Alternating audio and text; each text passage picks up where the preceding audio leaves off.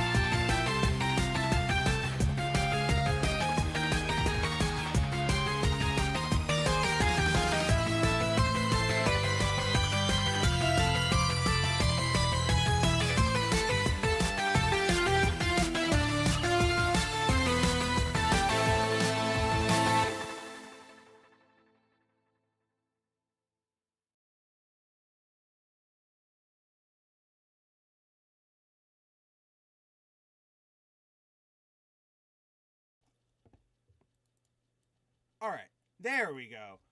Again, you know Microsoft, you know OBS, you know that they don't like to work together with my microphone. And for some reason, guys, in the last few days, I've run into this weird thing where my computer thinks two different versions of my microphone are plugged in, so it doesn't ever know legitimately which one it wants to pick up when I open anything. So that's what that little hiccup was right there.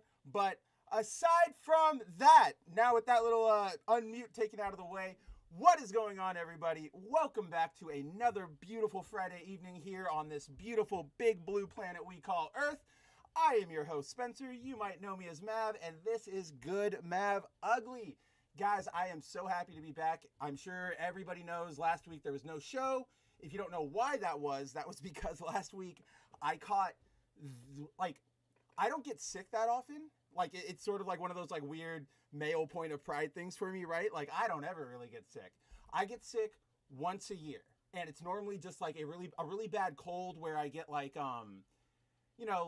runny noses, and particularly my eye gets really sensitive and it starts running and it gets all itchy, and that's only once a year, and it's only for a couple days. And anything else, I could go hang out all day at the beach, hang out at night, come home, I'll be fine.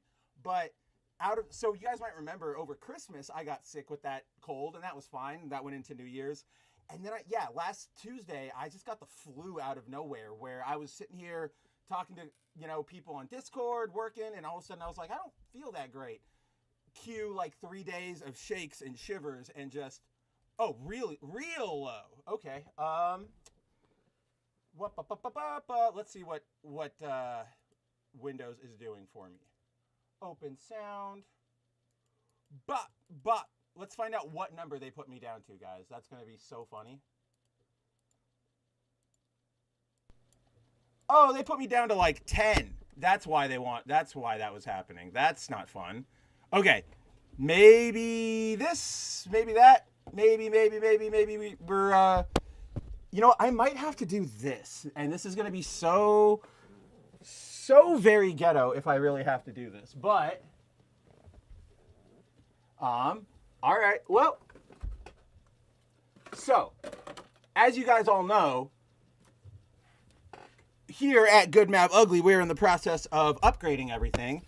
And you guys all know, one of the big issues has been my microphone. It has, the arm has been weird. The sound pickup has been weird. So I actually have my brand new microphone arm sitting right next to me. Like, it's right here ready to go. But I didn't have time to throw it together before the show started. So I'm currently working on a desk mount for my microphone. And that's probably what happened, is that it was way lower. So what we're going to do tonight is we're going to use my compact comics as a little stand to set my microphone up so that everybody can hear me. Ignore all the dog fur that is on the condenser. Ain't nobody want to see that. Let's see. But I think that'll work. Don't worry, guys. We are moving. We are, like, lots of things are happening over here. Got tech upgrades on the way. We're going to be a lot better off. You never really think about how much, like, one little bout of sickness throws off your entire life until it happens. Like, I had all these plans for last week. We're supposed to be way, way upgraded. I should already have my mic arm set up and everything, but I got knocked out. Yeah, Andrew says, damn, bro, does your dog sleep on it? I have 4 dogs in this house, so they might as well. This thing was sitting on the ground a second ago, so yeah, like, this basically is a dog at this point. So here, that's actually, now I'm wigging myself out about it. So we're gonna clean that off. Clean. Okay, it's a little better, but yeah, this is not a cleaning tips show. I am not that one chick who does the really awesome cleanup jobs on all those tombstones. Do you remember her? She went viral like 3 months ago. Completely innocent thing. People were losing their minds, but I thought it was pretty cool. It's just this like really preppy, like blonde white lady who, I guess she sells the products she uses, but she's a TikToker and she like goes to random grave sites and just cleans them up and she like scrubs them down, and it was really, really cool. But yeah, I don't know why I brought that up. Yeah, Andrew says 4. Okay, so you just breathe dog fur. There's not an inch of stuff here that like is not dog furified. It comes to my house if you at least get one little like dog hair on whatever I hand you. But yes, guys, we are back. That flu is gone. It is out of here. I don't have to worry about that again. Thank you to Human Enzymes. And we are back for another episode of Good Mav Ugly, where, admittedly, guys, we're still in that weird string of like, it's kind of quiet. The holidays just ended. Everybody's shifting into gear. We probably would have been in normal gear about this time, getting a lot of our more normal news announcements and everything if it weren't for the inauguration, which just happened, because obviously that's going to dominate the headlines, right? Like that's what everybody's talking about. So let everybody be focused on that. But we still have some things to talk about. Obviously, if you guys caught the thumbnail, new Ninja Gaiden stuff. I'm really excited to talk about that. That is a game series that is near and dear to my heart. Aside from that, really whatever you guys want to talk about. I know that I might touch upon the Kingdom Come Deliverance stuff, but not really.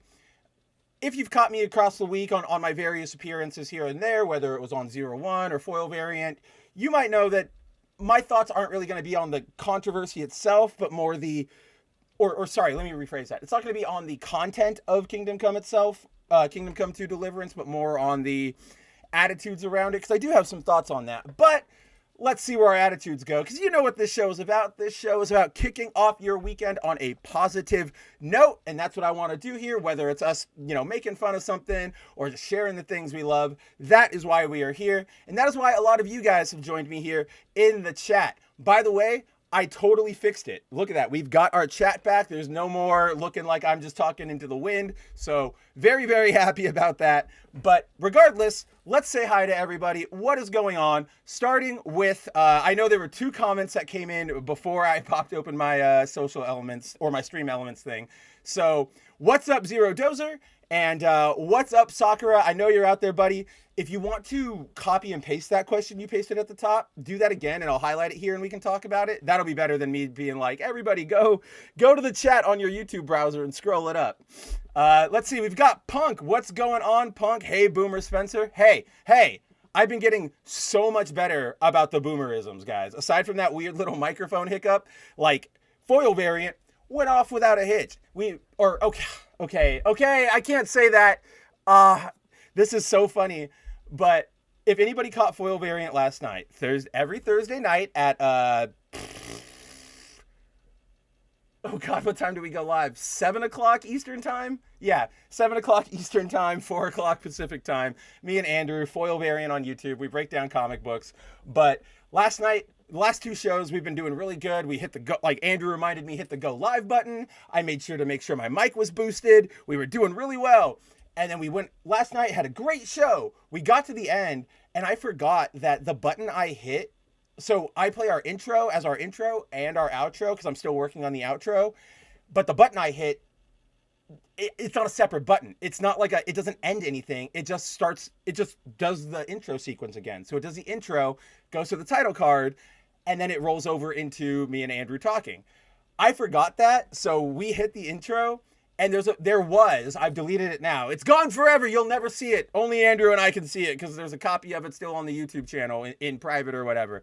But there was our intro plays, and then there's about 20 minutes of us doing like back like just behind the scenes chat, just hanging out. Nothing bad happened, like thankfully. Like we don't really do this anyway. Like it's not like we were talking noise about each other or bitching or anything. We were still just talking about comic books, like we were going through the solicits and stuff.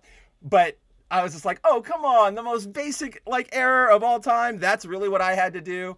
But what's up, Punk? Always happy to have you. Speaking of, we do have Andrew. What is going on, buddy? Yes, he says, I wish I had time to game. I want to play this remaster pretty bad, not going to lie. I played the absolute shit out of the original on my 360.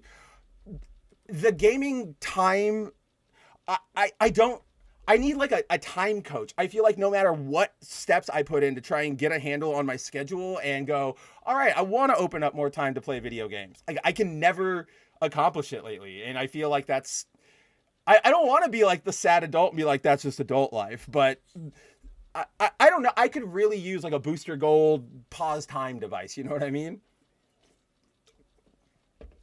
Because yeah, between this and then Rebirth came out on PC yesterday, and I'm still on my Marvel Rivals kick, and there's a bunch of stuff in the backlog I obviously want to play. A couple things that'll be coming down the pipeline later this year probably.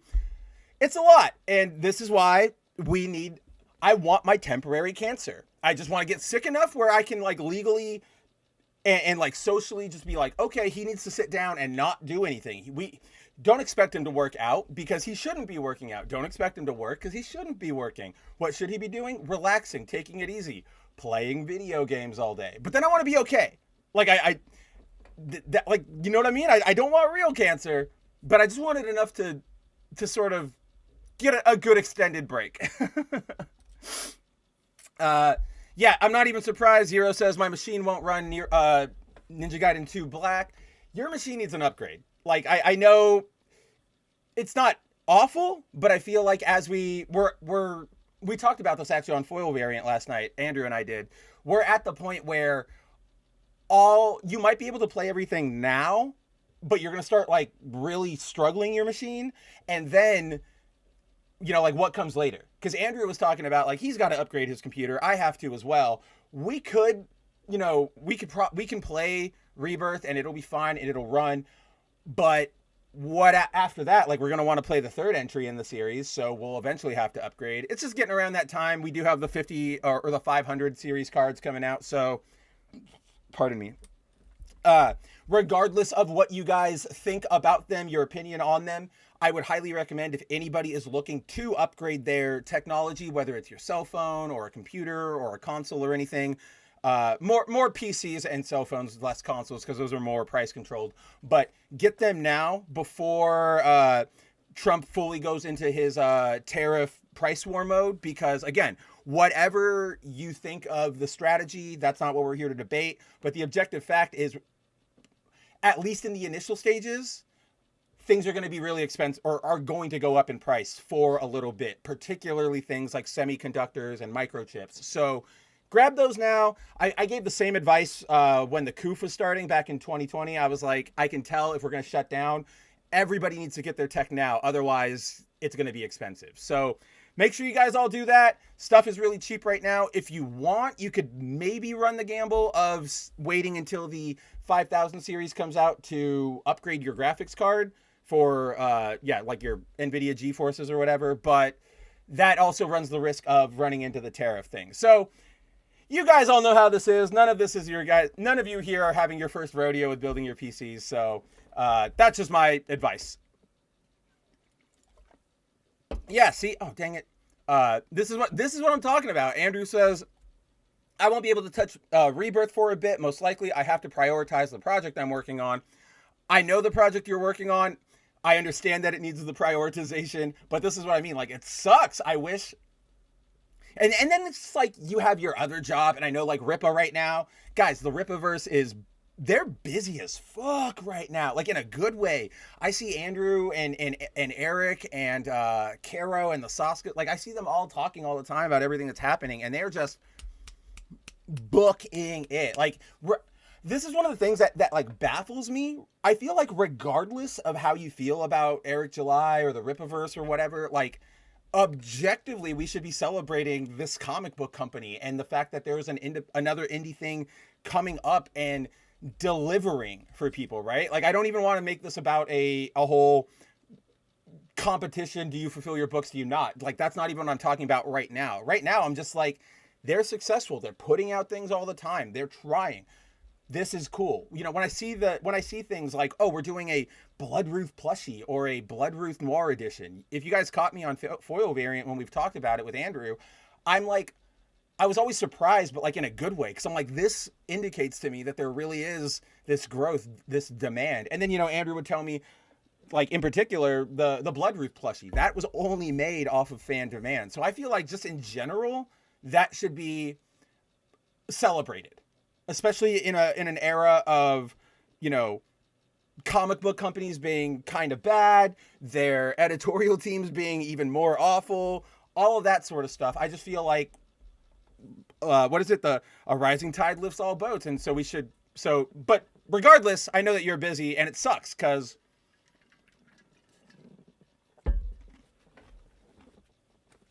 yeah, like, there's just a lot. We've been waiting for Rebirth for over a year, and now we still have to just like trudge along until we can get to it. Tehillam, what's going on, buddy? Shalom, and good to see you too. I don't know what's going on with the Stream Ninja thing, so this will probably be bouncing around all night. We will deal with that, but let's see. Yeah, Ninja Gaiden 4 looks awesome. Gameplay looks similar to Black Myth Wukong. We will definitely get into the Ninja Gaiden stuff because I feel like that's probably the biggest announcement we've probably gotten in a long time. And I'm so torn, guys. It's such a, like, I want to be excited, but we'll get in. I'll explain to you why my hopes are a little unfortunately tempered. Let's see. Dude. Yeah, Andrew says, I cut my teeth on Ninja Gaiden back in high school. Freaking love that franchise. That first game that was one of those moments, like, I don't know. I feel like it was a definitive moment for me because I played video games a lot. I loved video games. But that first one was probably one of the very first, like, hyper difficulty, like, experiences I went through. Because what was that, 2004? So I must have been, like, 14. So yeah, very, like, I've played hard games before that, but nothing that like beats your ass like that game. And so I feel like, yeah, same way. Like I cut my teeth there. That's what got me into being like a character action person, somebody who really, really cares about gameplay, because that's one of those games like Devil May Cry where your timing really matters. The move you use really matters. The very slight position of Ryu's foot matters in like what comes next. So that I have the exact same sort of sentiment towards it. That's all right. Yeah, there's Sakura Amita. He says, what if Sarah Connor destroyed T800 CPU in Terminator 2? Honestly, you know, like, we would have, the realistic answer is that and this is the one that I've always sort of held on to with anything Terminator related. I feel like it kind of doesn't matter if you take out one version of Skynet or another. It's always going to find a way to happen, right? Like, oh, for like, let's just make this like a weird real world example. Like if Marvel Comics was like, oh, we're making the super advanced AI and it's going to be the world's leading AI, blah blah blah blah blah, and then everybody gets like freaked out and goes, oh no, that's too dangerous. We got to shut that down. And then it's like, oh, Marvel got shut down, blah blah blah. But DC, they're over there going, well, we could do it. Like we'll do it then. And somebody will eventually make it at some point, and it doesn't even with the Skynet stuff, like it doesn't even really need to physically come into fruition, right? Like you can make one test AI and be like, oh, look, we've made it. And then all it takes is one solar flare knocking, one digit in your binary code out of place. And all of a sudden it's sentient on its own and it's going down the internet and we're done. But on a more humorous bent, if Sarah had done that, we would have been spared a lot of bad movies. Like, I think we've talked about this before, and if I didn't talk about it here, I know I talked about it on 01 over with Bounding with Nerdigans and Cider and Jacob, but I've never been a fan of the idea of trying to franchise Terminator. I like Terminator 1, amazing movie. Terminator 2, one of the best. I have nothing bad to say about that movie. I love it. And there's the Terminator, whatever the hell the one was where they like go, it's actually in the future and like Christian Bale is Kyle Reese or whatever. That's a fun popcorn romp. And it like I let it pass because it doesn't really impact anything in the mythos. It's one of those projects that just throws it in a time period where they can do whatever, but it doesn't really impact anything. So it was fun. It had good visuals. I was also in college and saw it when I was like really, really drunk with a bunch of my dorm mates. So maybe that accentuated my enjoyment of it. But aside from that, nothing in the Terminator franchise has really ever come close to the idea of T2 or like the mystique, the awe, the quality, I guess, of T1 or T2. Like I don't know how relatable this is going to be, but I feel like, especially for the guys in my audience here, like I know it's like 90% guys, 10% girls, but this is a specific guy thing that I think we all remember, we'll all know. But like, I feel like we all had one movie, like we had one buddy who we would go over to his house all the time after school, and there was always like one movie your friend group would always have, because like before streaming, so it was like just throw on this DVD of something. I remember, so it's like only what your family has as their collection. And I feel like every group always settled on like one random ass movie that they were always throwing on. And for my group, it was Terminator 3. So I saw that movie a lot. And I can like objectively tell you, aside from what's her name being gorgeous and acting the role of a Terminator pretty well, it's really, really, really, really, really, really bad. So I've never been a fan of trying to franchise things. I'm also one of those people who, if something is successful, I don't necessarily need to see more of it. I like when things are one and done. For example, Pacific Rim. I love Pacific Rim, love the universe, love a lot of the ideas, really find the world building interesting. I never really wanted an anime or a comic book or a sequel that wasn't done by Guillermo del Toro, because I feel like you tell that, and then if you try to go back to it, you're just going to keep stomping all over the magic, because it's like, we got it.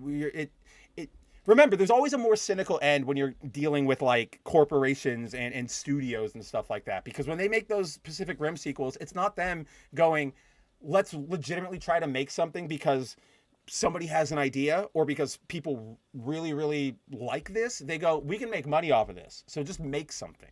So yeah, never been a big fan of the post T2 stuff. Although, what's her name? Mackenzie Davis, right? The girl from Dark Fate, the one who's like the hero Terminator. I think she's so gorgeous. She's one of my like easy top 10. You guys know me. I like those strong, tomboyish like types of women. And then also, I always forget this, the bad guy in that movie is Gabriel Luna, or Yeah, Gabriel Luna. I always mix him up with Diego Luna. Or what? It's one of the Lunas, but it's the one who played Ghost Rider in Agents of S.H.I.E.L.D., which I really actually liked that version of Ghost Rider. I know it's Robbie Reyes, and it's not the Ghost Rider we either Danny or Johnny, but I still like Robbie as a concept. I actually liked him when he showed up in Agents of S.H.I.E.L.D. I thought it was a big kick in the balls when we didn't get any more of him. I thought he had such peak potential for all that stuff. Let's see. Yeah, hey, Shinkai is here. Shinkai says, hey, glad to see you better. Brother, I am glad to be better. It is shakes and shivers to the point where, like, it feels daunting to even think about, like, turning over to look at my phone. It's just, like, no fun. That's one of those situations where you're like, oh, yeah, if I got sick like that, I could just play video games all day. But you don't want to do anything. Like, your body is just done. Let's see. Volume Dealer says, oh, first of all, what's up, Volume Dealer? Boom, boom, boom. And Volume Dealer says, why is Psylocke an archer? She isn't a hand-to-hand combat female ninja. Are you asking about the one from Marvel Rivals? Because you're correct. She's not. So she is a ninja. She does. That's kind of her whole thing with the psychic knife. But the one in Marvel Rivals is she's specifically like an old feudal Japan era like Psylocke, and she does use bow and arrows to like hunt animals and stuff. The first time we see her, she actually has it like slung over her shoulder and she's walking into a village. But so like that version I like. But again, that's also a version completely made by Peach Momoko, so of course I'm going to be a sucker for it. Let's see. Andrew says, Ninja Gaiden on Xbox was the first 3D game that truly challenged me and taught me to get good. I can even remember the like fight. It's the fight against whatever her name is, but she's the is it Alma? The pink like demon succubus lady. She's one of the first bosses. Let me see. Ninja Gaiden Alma, is that her? Oh, boys. Got it. Just like landed on it. What do we got? I'm just gonna pull up like a random video for us to watch because it'll just give everybody a sense of the gameplay. So this is just some guy doing a challenge run on it. We're not gonna have the audio playing because we don't need to see that. But tell me it's gonna bring up the right browser. Yeah. The fight against Alma here. This thing is so, and this is the original one he's playing right here. So this is the one that Andrew and I played. This fight is very early on, and it is hard as hell. Like, I think you guys can even tell just from the Marvel versus Capcom like esque pacing of the fight we're watching that this thing gets brutal. This is also one of those games where the bosses have attack patterns, but they're not super stringent, right? It doesn't go like A, B, D, C, B, A. It's like A, D, D, C, B, A. Like it adapts, and it gets really, really scary. And you have so little health and so little ninpo at this stage in the game that it really gets harrowing. Look at what we've all just experienced. Alma hit him once and took out about a third of his health bar. He's slashed Alma a couple dozen times, and he's barely chunked into her. So yeah, this boss fight was brutal, but yeah, again, like this is one of those things where I'm glad it was so hard, and this is what I guess I'm just gonna like philosophize real quick on just one thing related to like video games. But I see, like, I remember this boss fight. I remember how frustrating it was, but then like Andrew pointed out, I remember half that fun was getting good, and when I beat her, look at how much of an impact like that experience has had on me. Like, I'm still thinking about it to this day. I still praise it as an example of a great boss fight to this day. What really bums me out is when people, nowadays, especially like game journalists, they encounter a fight like this and they instead of trying, let me see if I can get better. Let me practice. Let me switch up my techniques. Let me, talk to other players and have the sense of community. They just go, can you lower the difficulty so I can just get through it? And it's like, oh, that is sort of the difference between experiencing something and consuming something.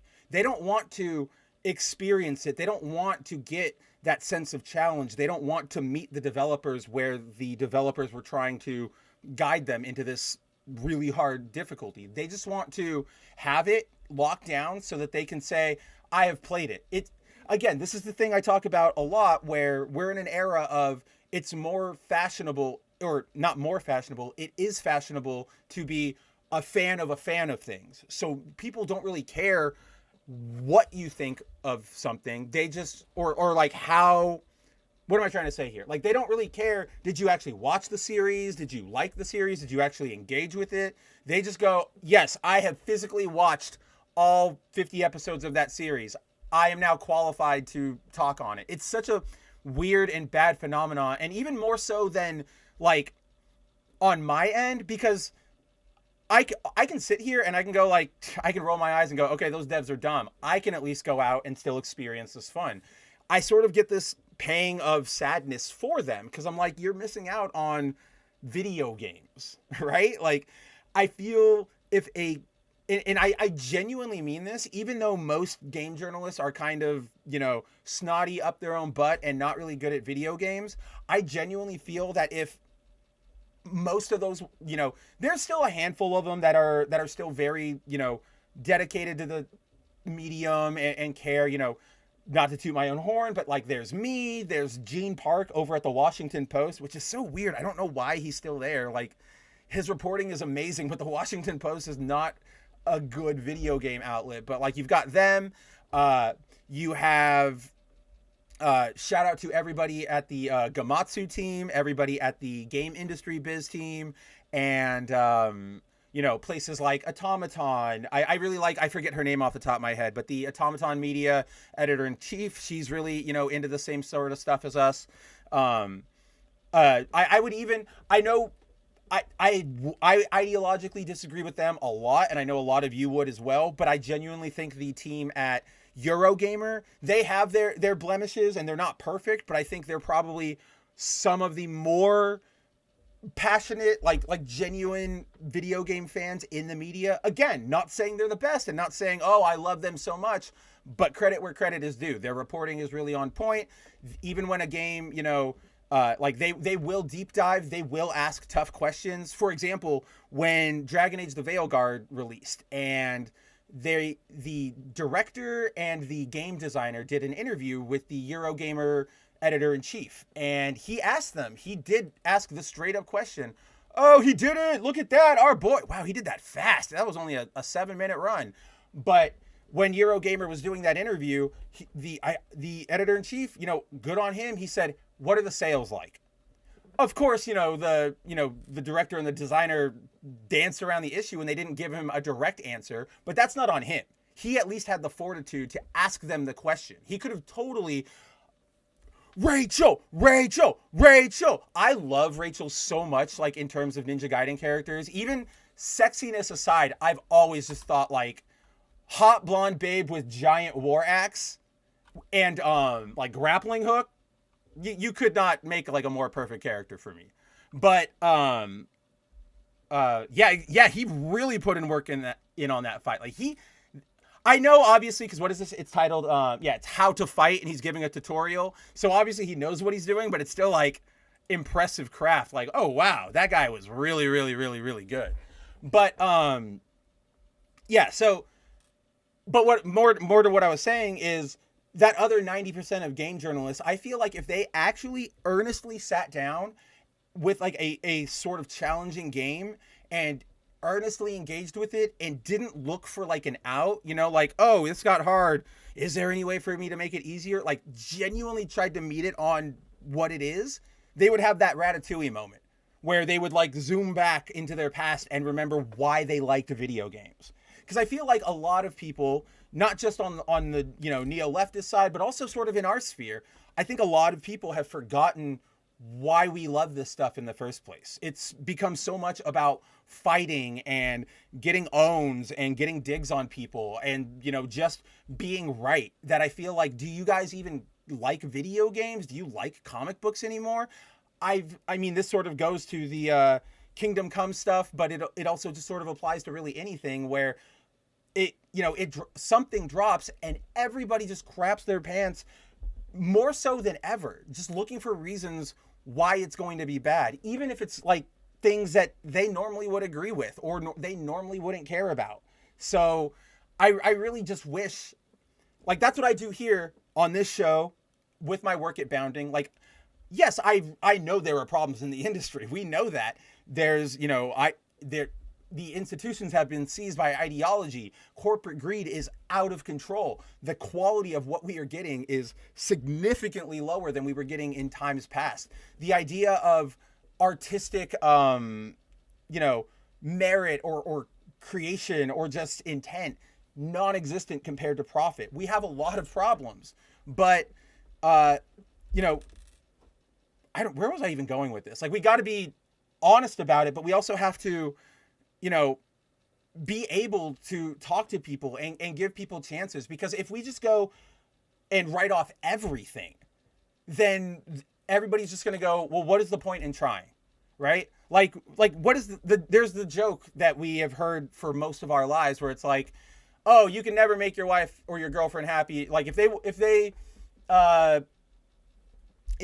want to, if you ask them, what do you want for dinner? And they just go, I don't know. It's so annoying. We all get annoyed by that. Like how helpful is that? It's not. Women are so indecisive. And it's like, well, if we get any video game announcement and the first thing is like, you're a woke cuck, I don't want your game. How is it any different? And this is sort of what I was I've been feeling like this for a few years now, but why does, as a creator, if I had no chance of like, if you completely shut yourself off to me and every time you engage with me and every time I say something or show something, you are just crapping down my throat, I'm not going, like, why do I really want to try and engage with you? And there's a difference between like crapping down throats and actually engaging with people, going, I'm not a big YouTuber. Like I don't really like the YouTube drama people or any of that stuff. But for example, like there's a way to go about things. There's like the critical drinker who I might not agree with him the most, but he's at least very level-headed in his criticisms. And he doesn't just sit there and go, this is crap because woke. And then there's somebody like an Ethan Van Sciver or a JDA, right? Who just sits there and goes, this is all like that, blah, blah, blah, blah, blah. And that really doesn't help anything in the end, because we need to be able to, we should be like the drinker so that we can go, hey, this is what's wrong. This is what I don't like. Here's, what I would like to see. Because imagine dealing with a kid, right? We've all been here. When a kid goes, or even with my girlfriend example right there, I'm hungry. Okay, what do you want? I don't know. Okay, let's go get burgers. I don't want that. Let's go get Mexican food. I don't want that. Well, eventually everybody gets to the point of like, well, what do you want? Well, what do you want? And if somebody can't say anything, then the person just goes, okay, fine, whatever. You're just complaining. But if you can go, okay, I didn't want any of that, but you know what I want? I would love Jersey Mike's. I would love a sandwich. Cool. Everybody can go, that's something to work off of. Let's see, like, does that fit in our budget? Are we capable? Blah, blah, blah, blah. And you can actually get things going. So yeah, it's exactly that, Andrew. It's being intellectually honest. That's why you and I have adopted that as sort of the motto, the slogan for Foil Variant, because nothing gets done by just constantly crapping on people. You should criticize, but you should also be able to want to guide them. If your only objective in engaging with something or engaging or criticizing with someone is to attack them and to own the chud or own the lib, you're a child. Like, I think that's a big thesis. This is something I've been thinking about all week. I don't know why. It's just, I have dogs, as I was explaining to Andrew. So I have to walk them every day, and it usually takes me about 30, 40 minutes, but that gives me a lot of time to think, and I'll mull on stuff, I'll listen to music, I'll talk to people, but get the brains moving. And this week I've really just been, I'm so done. Like, I was never about this, but now I don't even want to like see it in my feeds or engage with it. But yeah, that mentality of like, I'm doing this to own the chuds or own the libs. how empty are you? If that is your only motivating factor in doing anything, are you okay? You're like, I that's a rhetorical question because I know you're not. Because that's such a sad existence to go, I'm only doing this to make somebody else miserable. And unfortunately, that's not just like an entertainment thing. We see that in our politics on all sides. We see it on social media. We see it in social groups, in dynamics. It's bad. And I just,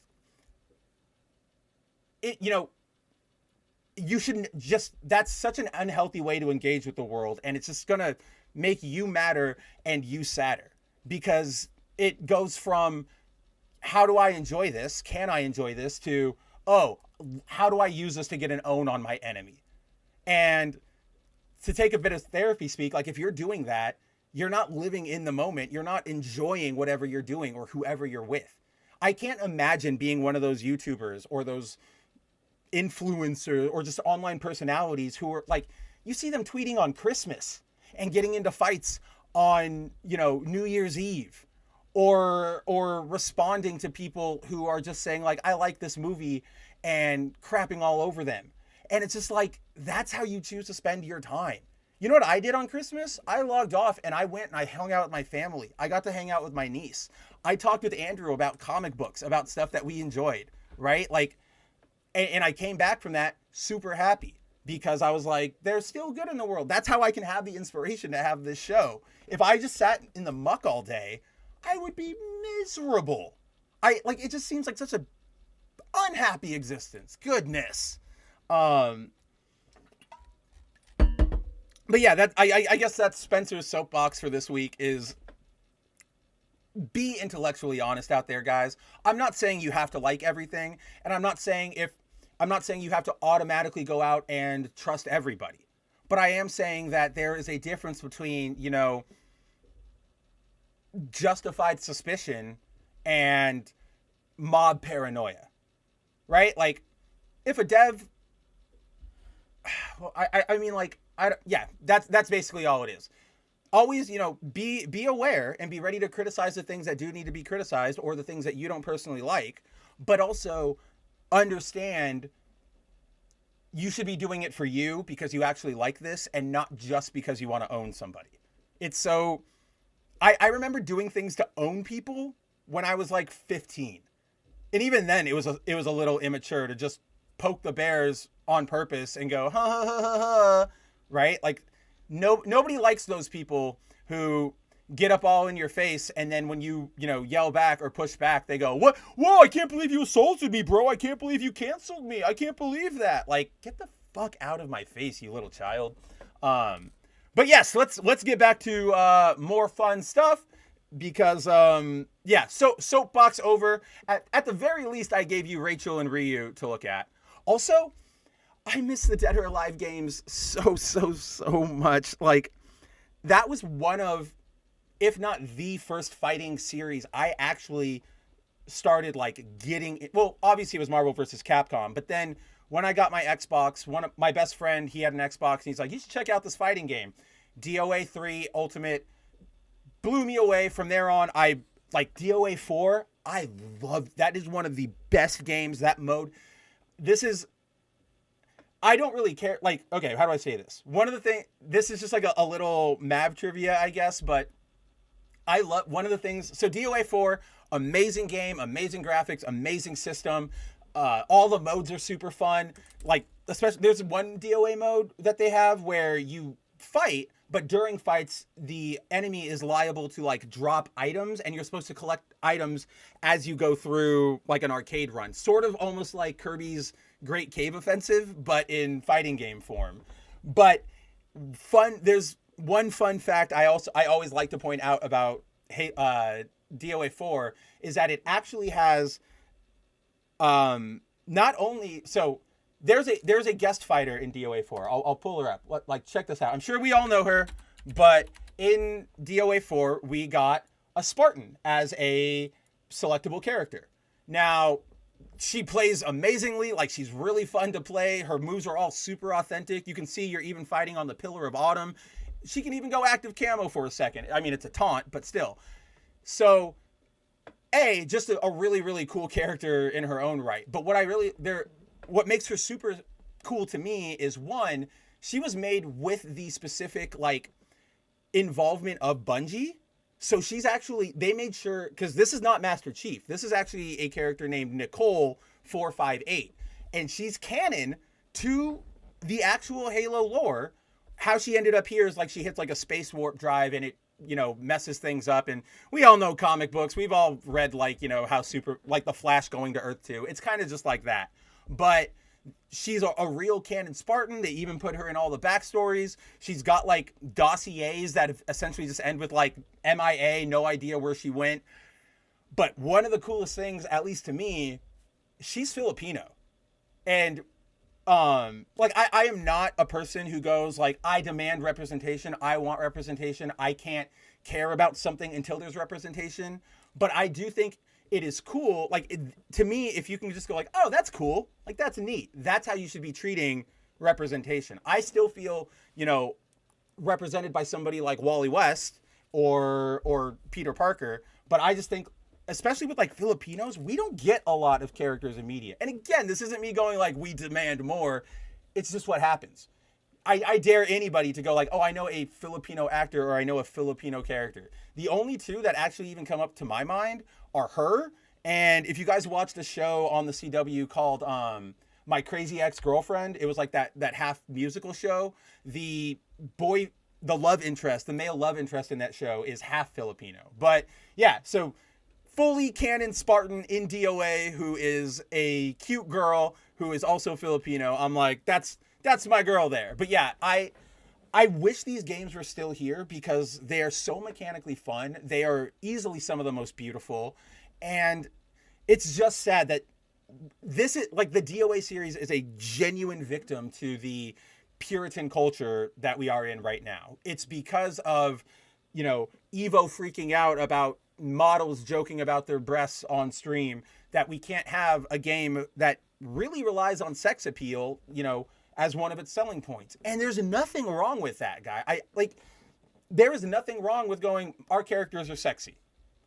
Even if that's what that's your entire thing, there's nothing wrong with if that's what you want to do, right? So I just get really bummed out. It also bums me out that like DOA 5 and 6, the people, like everybody over at Konami, like it's, or at who is it? Koei Tecmo, right? I forget who does the DOA games. It is here. Let's just who does DOA? It is oh my gosh. No, not Jay-Z. Video games, not helping. Really? Who does Dead or Alive? Team Ninja. Okay, yeah. So, Team Ninja in DOA. Here, let's see. What do we don't need to look at the Twitters. What do we want to look at? What were we looking at? Oh yeah, we had video up. Alma. I'm just gonna do like DOA 5 costumes. Yeah, he's British.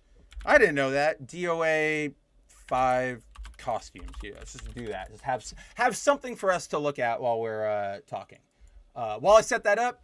Stream buddy obviously I'm sure everybody who's watching this and not just listening has seen our stream buddy for the night. It is Karma from the New Mutants as drawn by Peach Momoko for a variant cover for the upcoming Tiger Division miniseries that's part of the One World Under Doom. I don't really care about all that stuff. I really think I really personally hate when okay. I want you guys to read that. All 433 costumes. So just keep that in mind while we get into this. But in terms of the New Mutants, I really hate when they do the thing where it's like, oh, all black. This super team is all black characters. Why? Because they're black, and that's what like Tiger Division is. It's like, oh, look, an all Asian super team. Why are they a super team? Because they're Asian, and it feels so inorganic. It feels really like condescending and pandering. But anyway, in DOA 5 and 6, these guys like Team Ninja went and like started smoking crack because they made so many damn costumes and they made them like all really expensive. They separated them into like 9 million packs. It was just complicated. It was a service issue, right? I couldn't just go in and be like, I want all the Kasumi costumes, or I want Kasumi beach costumes, or Kasumi school costumes. It was like, do you want Kasumi pack 01 or Kasumi pack 74? Very, very complicated. And I feel like that really helped to kill this game, just the complication of that all, because DOA especially, it's about this is a game that really matters about, or really focuses on, or what's the word? Highlights, really features alternate costumes for guys and girls. One of my favorites for Zack, the black guy, is like a skin tight suit that turns him into like a silver Pikmin thing. Let's see. Dead or Alive Zack costumes. Is anybody going to have it in like their thumbnails? I just want to see. Oh, no. Oh yeah, there he is. Woo! Look at that, like a weird Pikmin man. So yeah, like, whoa. Sorry about that, guys. Knocked it off of my Compacts comic stand. But I miss this series so much. That's all I can really say about it. I don't think we're ever really going to get it again. I am very glad that they're still using the property. A new Venus Vacation is, I think it's out today or tomorrow. Well, today technically, because it's the 25th over in Japan. Time zones are stupid, you know what I mean. But that is where we are with DOA. But I miss it so much, I just want it to come back. Yeah, Reeve says, Ayane! But I remember playing Ninja Gaiden and not having known that it was connected to DOA. So then, like, I see Ayane, and I'm like, oh, that's cool. And then I go and I play DOA 3 and 4, and I'm like, or 2, 3, 4, all of them, and I'm like, oh, hey, it's her. And then they eventually gave Ryu his Ninja Gaiden costumes in the games, and I was like, oh, this is amazing. And that's what's cool, too. Ryu in the DOA games plays a lot like he does in the, like, actual Ninja Gaiden action games. He even has the Azuna drop. I love it. Let's see. Kahillam says, I'd rather my artificial intelligence stories only be in fictional stories and games. I agree. This is a sentiment. You've probably seen the tweet where it's like, author says, I've written this book, The Hell Machine of AI, to tell you the dangers of the future of AI. Tech bro. Hey, you know what would be a really good idea? Making the Hell Engine AI. Like, that is unfortunately something we kind of do live in. Andrew and I were talking about this last night, but you can, like, he and I were talking about, like, we are not a big fan of how in, like, comic books right now, you have a lot of bad relationships, whether, you know, it's toxic or they're just not right for each other or just very, very unhealthy. That's sort of the main depiction of relationships now. And then, you know, if that's all you're seeing, that becomes the default for you, and that becomes what you are sort of the outcome you're expecting. So even though you might not be consciously working towards that, it is influencing your mind where you're going to go out in your interactions and be like, most of this stuff ends in, you know, terribly. Most of this is going to hurt me. And that can have some really bad detrimental effects on young men, young women, just society in general. You're seeing it, right? Like, incel thinking is not just a male thing anymore. It is a very widespread non-gendered mentality. And so I wish we were getting back to more aspirational stuff in media. Not to say you can't or shouldn't tell stories that have, you know, rocky relationships, or the example I use is that we used to have a lot of really optimistic sci-fi, things like Star Trek, where or like Flash Gordon, where it was going out into the cosmos and having adventures and seeing what's out there, learning more about ourselves.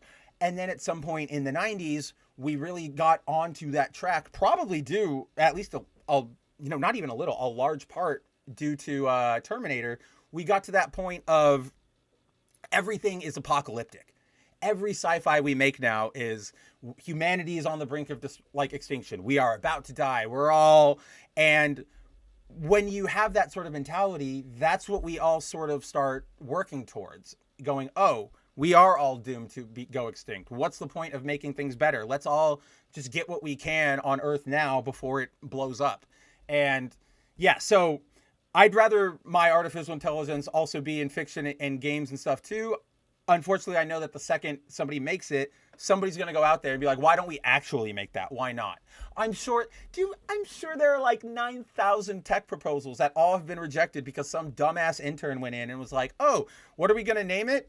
Let's name it Ultron. And at least, one of the senior executives who read Avengers when he was fucking 5 was like, no.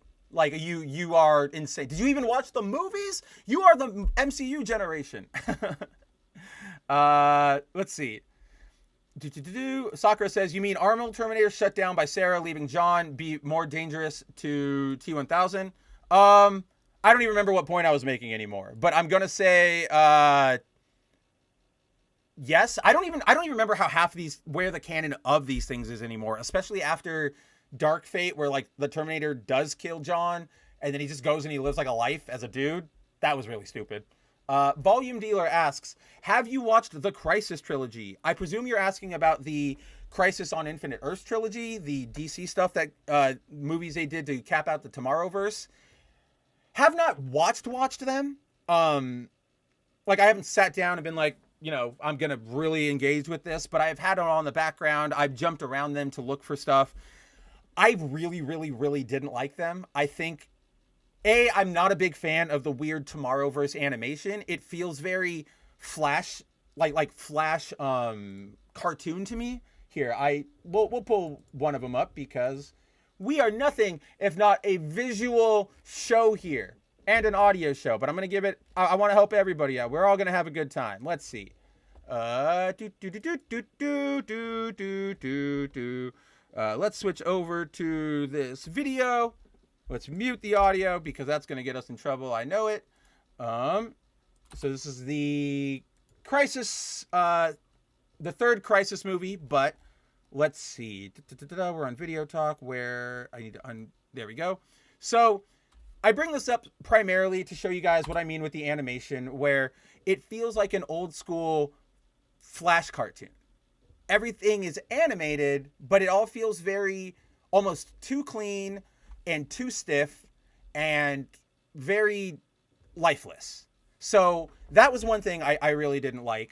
But I think overall the thing, I wasn't a fan of the fact that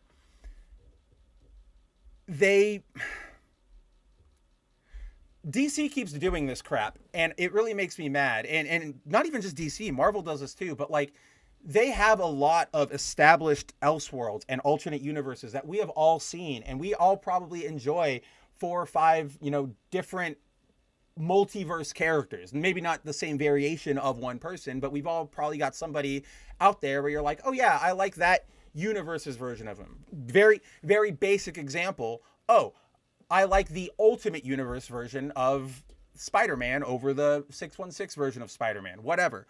But whenever they do multiverse hopping, they never really engage with like the style or changing the visuals of the world they're going to. And I think that is such a big missed opportunity. Imagine, so like there's one point, I think it's in the first or second one, where they're going to like just a bunch of random worlds that we haven't seen before. And they're all animated like this. And I'm like, imagine if they brought in, I don't know, just you guys, like just different animators who like, we're going to go to the one Earth where, it's from Multiversity. It's the one where it's like the pulp magic, like Justice League and stuff, like Etrigan is the super demon there and stuff. Like go to that world and you have, Gennady Tartakovsky illustrating that scene before it all like goes up in flames or whatever. Right. That is something I always want to see more of in my multiverse stories, to really push home these are different. Because, this is something Andrew and I talk about, again, is there's too much, flanderization between your live action versions and your comic book versions, where it doesn't feel like they're distinct things, and more like you're just saying, remember, these guys are the same things. They're all same IP. And it just feels so lifeless. So that's one element of it. And then I don't know if I went too far yet. No, I think it's here. Yeah, so they have this bit in the end here where they go through and, some old DC worlds get destroyed. And yes, I understand there's a lot of, there's a lot of conversation to be had about, was this a good treatment of things, yada, yada, yada. But they didn't capitalize on like, these are different art styles. At one point they go to the DCAU and the characters look just like they do in the Tomorrowverse. And it really, really, really bothers me. And then they also skip really obvious ones like, why don't you go to the Teen Titans cartoon and do a little, poke there? What about the Flash, the CW series had cartoon adaptations. It had, or entries. It had that Vixen show. That's canon. Why don't we visit them? It just feels they want to be able to say we're telling a multiverse story, but they don't really want to put in the passion and dedication that makes these multiverse stories work. Because the multiverse stories, particularly things like Crisis, they work because we're seeing all of these different characters, not just seeing like one standard, okay, and then moving on, right? So I wasn't a big fan of these movies. I was not a big fan of the Tomorrowverse. The one thing I will compliment this movie on, or this trilogy on, and I think we've talked about it here before, but there's this scene right here at the end where like the Spectre Crisis is over, and like in the actual Crisis, instead of multiverses, everybody is in sort of like one world now, and they're all standing here, and when they go through the barrier, they get put back on Earth, and once they do that, their mind, like, they sort of get editorialed into that new timeline, right? They don't remember any of this, but that is their life now. It's still the same living person. So everybody goes, right? Joker's going, Batman's going, Blue Beetle, but there's a scene here where the question is like, here, I'm going to fast forward just to it because it's pretty raw. So yeah. So question here, like, he objects, like, he says, like, I don't trust this. I don't believe in this. And the question actually says no. And he's the only one. Yeah. See, like, a false universe, a false history. I'm just going to pull you down, Volume Dealer, so everybody can see it. Yeah. So he rejects it and he walks away.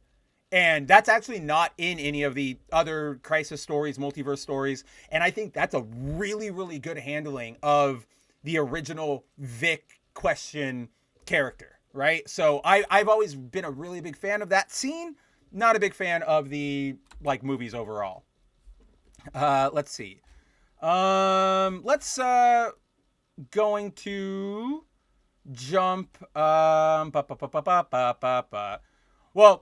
gonna jump a little bit because yeah, or I don't really need to jump that much. It's mostly just like, yeah, Volume Dealer, love Pacific Rim. Who didn't? And then Tehillim says, didn't mind the Pacific Rim animated series.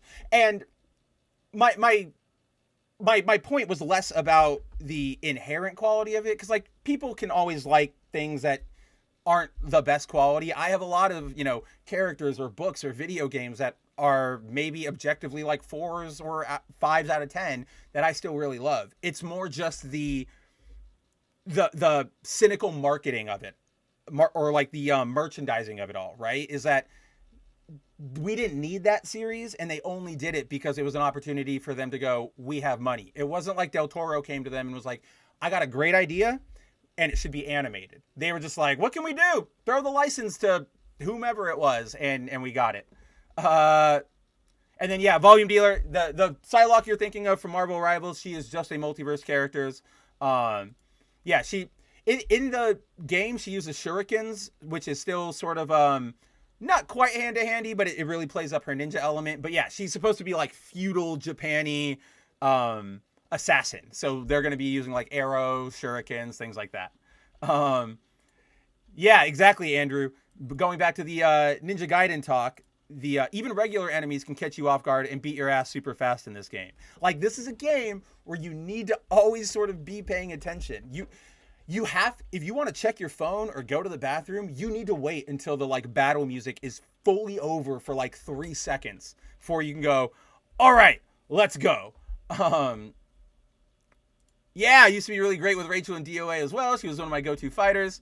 Yeah, I agree with this to Hillam. One thing Ninja Gaiden 2 did wrong was the way to upgrade your weapons. First one said it perfectly.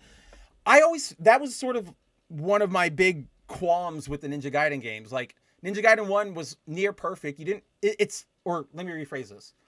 The first game was almost like near perfectly built, that it's really hard to do gameplay additions or changes as you go on. So I felt like after 2, like with 3 and then all the Sigma releases, they were just like adding things to add things. And I was like, I get it, but we don't necessarily have to do that, man. We got 6 straight Mega Man games with only really giving new moves. We didn't touch the formula. You know what I mean? I wanted to bring this up. Oh, yes, the Ninja Dog level. I totally forgot about that level. See, like, just goofy, like, have fun, have goofiness with your serious stuff. Be sexy. I don't know.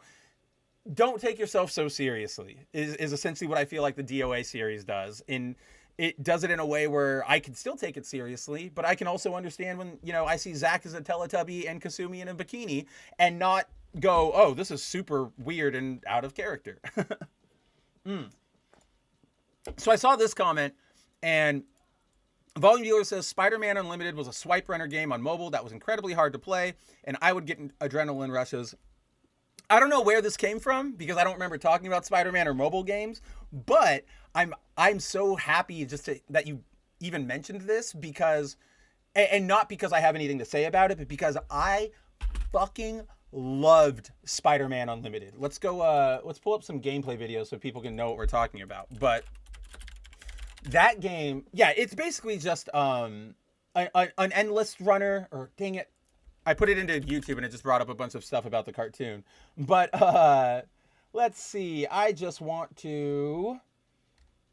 want anybody talking over it. I just want people, there we go, yeah, full gameplay, no commentary. Perfect, let's jump over there. But yeah, very sort of, not sort of, it is a very standard runner game where, you swipe to the left, you swipe to the right, depending on what obstacles are coming your way. Yeah, you can see it here. Or you tap to attack whatever you need to do. It was really fun, but it also did the thing where, man, this is not gameplay. I need to show you guys the gameplay, because that's the entire point of this.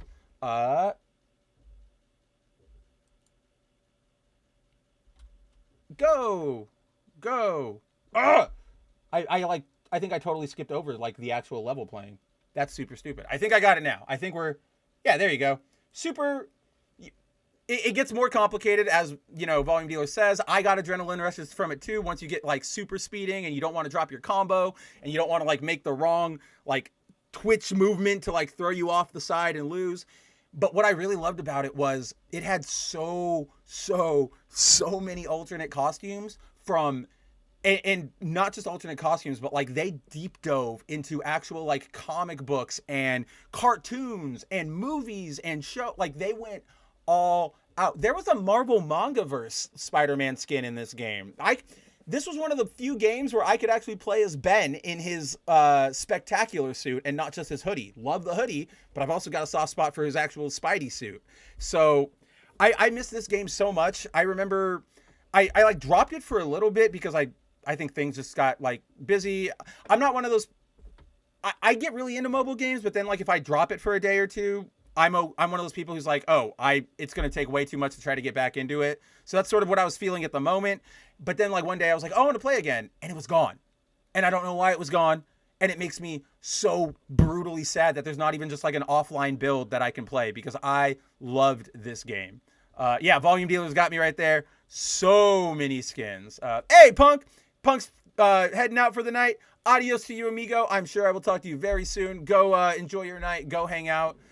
Go read your Justice League Unlimited issues. Let me know what you think of them, because unfortunately, like, I need that book to pick up. Dan Mora, you're a master artist, but I need some plot in that. Yes, Zero. I am very behind on the chat. I'm trying my hardest to keep up, but then to catch up. But then Volume Dealer hits me with Spider-Man Unlimited. See, like, look, Spider Carnage. What game do you get to play as Spider Carnage in?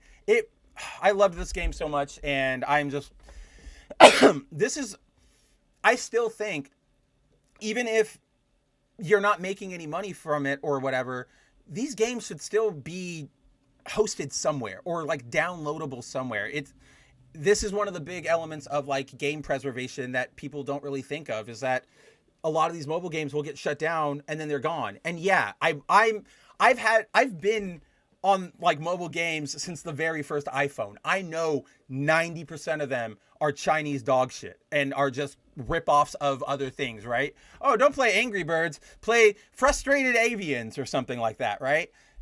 But there are still the occasional like mobile game that is really, really good. There's this. I don't know if you guys remember, it was really, really early on in the iOS lifespan, but when Metal Gear Solid 4 came out, it had an app where you could, one, play a sort of gallery shooting game where you were Snake, and it's kind of like Goddess Nikkei, where he would like crouch behind a thing and you would pop up and you would shoot soldiers, and then you would boss fight the beauty beasts or the beauties. And not only that, but you could also or was that, so that was the Metal Gear Solid 4 app, and then there was a Metal Gear Solid 5 app that if you connected it, or like if you downloaded it normally, it had a bunch of like dossiers and files and info you could read about like the game and stuff, but you could also Bluetooth connect it to your PS4 and it would actively show you the map and like where you were, and like the full mini map that you would have in the game. It blew it up on your phone, so you could be like, oh, that's the base I'm supposed to be going towards. Well, I'm gonna go over here real quick, save. It wasn't necessary, but it was cool. And unfortunately, like that game's done. They didn't update it anymore after whatever iOS it was on, so it's lost to the ether. Things like Fantasia and not Neo Dimension, Fantasia, whatever the mobile version is, like that game someday will go away and nobody will be able to play it. Or Summoner War, and or even like the Sonic games are actually pretty fun, the ones on mobile. There's one called Sonic Dream Team, which is sort of a basic-ish runner, but it's a lot of fun. There is a kart racing game that is based on the Fox animated series. So it's got Solar Opposites, which I don't know anything about. I've never watched it. It's that Justin Roiland show with like the aliens. So it's got them, Family Guy, The Simpsons, Rick and Morty. No, not Rick and Morty. The Simpsons and American Dad. And it's a great kart racer. It's fully fleshed out, but nobody is going to care about preserving that game. So someday they're going to stop updating it and it's gone. And it just really bums me out, because I still think there's merit or things we can do with some of the more quality ones, right? Like I think I would still be playing this to this day if you guys kept updating it. And I wouldn't want this, but I'm throwing a bone to you, Marvel. This is a compromise. Are you kidding me? Like, you shut this game down right before you actually start leaning really hard into the Spider-Verse stuff with, like, you could have put Miles in this. And then you could have put the Prowler Miles, and then, like, Cartoon Miles, or just, like, things like that, and kept it going. So, I don't know. I saw Volume Dealer bring this game up, and I was just like, dude, I need to, like, talk about it. Let's see. Let's see. Sakura says, Spencer, do you drink tea now? I've always been a tea drinker, but yeah, over the last week or so, I've really upped my tea consumption. And it was actually on your suggestion, because I do drink tea, but like I said, I was like so weak and so dying that I didn't want to do anything. And then I got your message in the Discord, and you were like, go drink tea. And I was like, I've been laying in bed for like 3 days. I can at least get up and try to make like a cup of tea. And so, yes, so I do drink it, but I still mostly stick to my weird little, not really caffeine drinks. I was telling this to Andrew last night.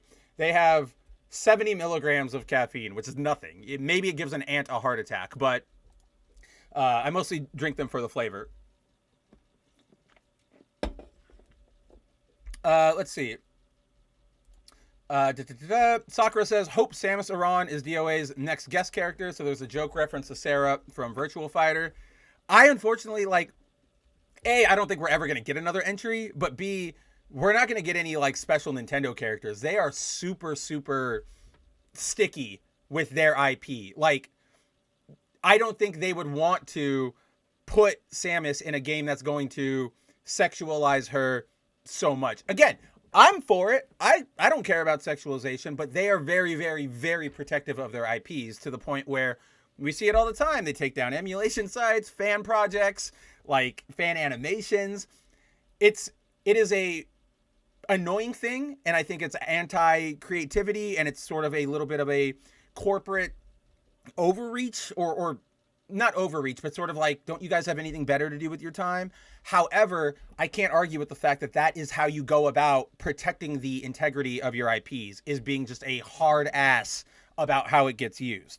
And whether you want to agree with their hard assness or not, you can't really deny that Nintendo still has that prestige of, like, our IP are A+ for everybody, even with things like Zero Suit Samus or whatever, right? So I don't think we're ever going to get a they wouldn't even let, they wouldn't let Samus and Link be guest characters in Marvel Ultimate Alliance because the test build that Koei Tecmo showed them when they were developing it was built on a PS2. And they lost their minds and said, no, you're not doing it anymore. So that's how they go. That's right, Volume Dealer. Filipinos are the hottest Asians, where they're all gorgeous, and they'll be your nurse when you get 800 years old. Koei Tecmo for the publisher. That's what I thought. I think Koei Tecmo might be my favorite company right now, like, just in general, because they don't really mess with, like, virtue signaling at all. Maybe they have, like, DEI initiatives and stuff in their paperwork, but they have, at the very least, they don't go around farting it around on all their social media or in their games or in their press releases. And I think they are one of the few companies that still cares about gameplay. But again, they're also the Muso company. So of course I'm going to be like, give me every single Muso you ever want to make. Zero brings it up right here. DOA's current situation is that of a zombie franchise. People won't play a dating sim. People want a fighting game with booba and complex counter mechanics. That's exactly it, which is, like, very sad. And maybe, I was going to say not dead, but zombie, but you did say zombie. I'm just stupid. But no, I agree with you 100% here, where, yes, like, it's alive in the sense that it's getting the dating sim games, and it has a dating sim mobile gacha game that is really popular.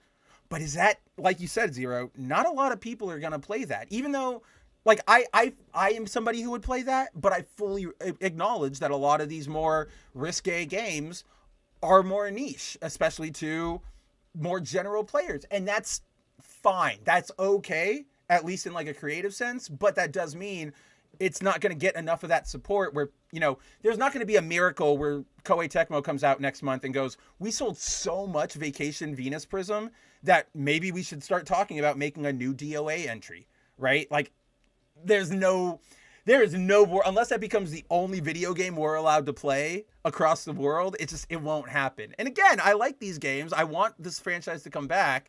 It's just, you're completely right. That's where we are. I don't know what it's going to take. Like, that's normally you guys know me. I want to be optimistic. I want to say, here are the things that we should be, hoping for, or this is, the most optimistic scenario. I just don't see any of them with DOA right now. Maybe we get lucky and this wave of Puritanism finally dies sometime in the next 5 years and a game can enter development. But right now, I just think, we're only going to see it in dating sim form. And, like, to really drive home how sad that is, we're not even getting new DOA figures. I don't have any cool Kasumi Figu arts. I don't have a Rachel Kotobukuya model kit. I don't have anything because they don't make them. And that is such an indictment on a piece of media, especially one that really relies on its visuals and aesthetics. And it's just such a bummer because it's so good. Let's see. I brought it up because it wasn't amazing, but not a waste of time like Creature Commandos. I haven't even cared about Creature Commandos, man. I don't even care enough about it to have kept up with it with my Pakistani friend, right? Like I don't even rent them from him. I'm kind of just waiting for like the season to end, and then I'll get it all in a batch. And even then, I don't even know if I'm gonna watch it. I'm just gonna have it for posterity, because everything I've seen from it's just more James Gunn being James Gunn. Reeve says, so since you brought it up, Kasumi or Ayane?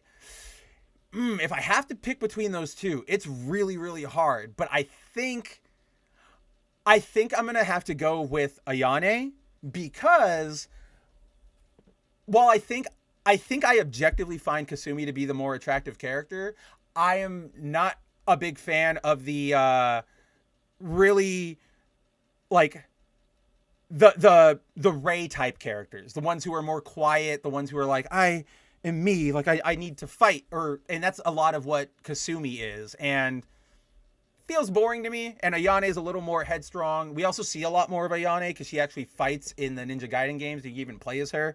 But definitely Ayane. If I have to go, but if I'm going to pick from everybody after Nicole, it definitely goes to Tina. Tina Armstrong is my waifu supreme, followed by like Lisa, and then who would come after that?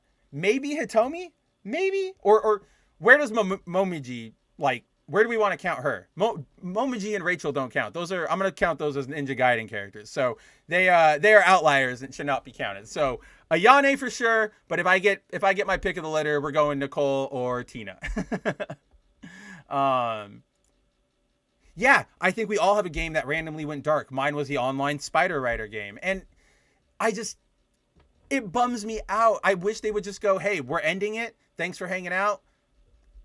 We'll make sure, like, what is it called? We'll make sure it's compatible going forward. We'll make sure that, new iOS or Android updates, the game will work, but we're not giving you any more whatever. I wish that's how it worked, but yeah.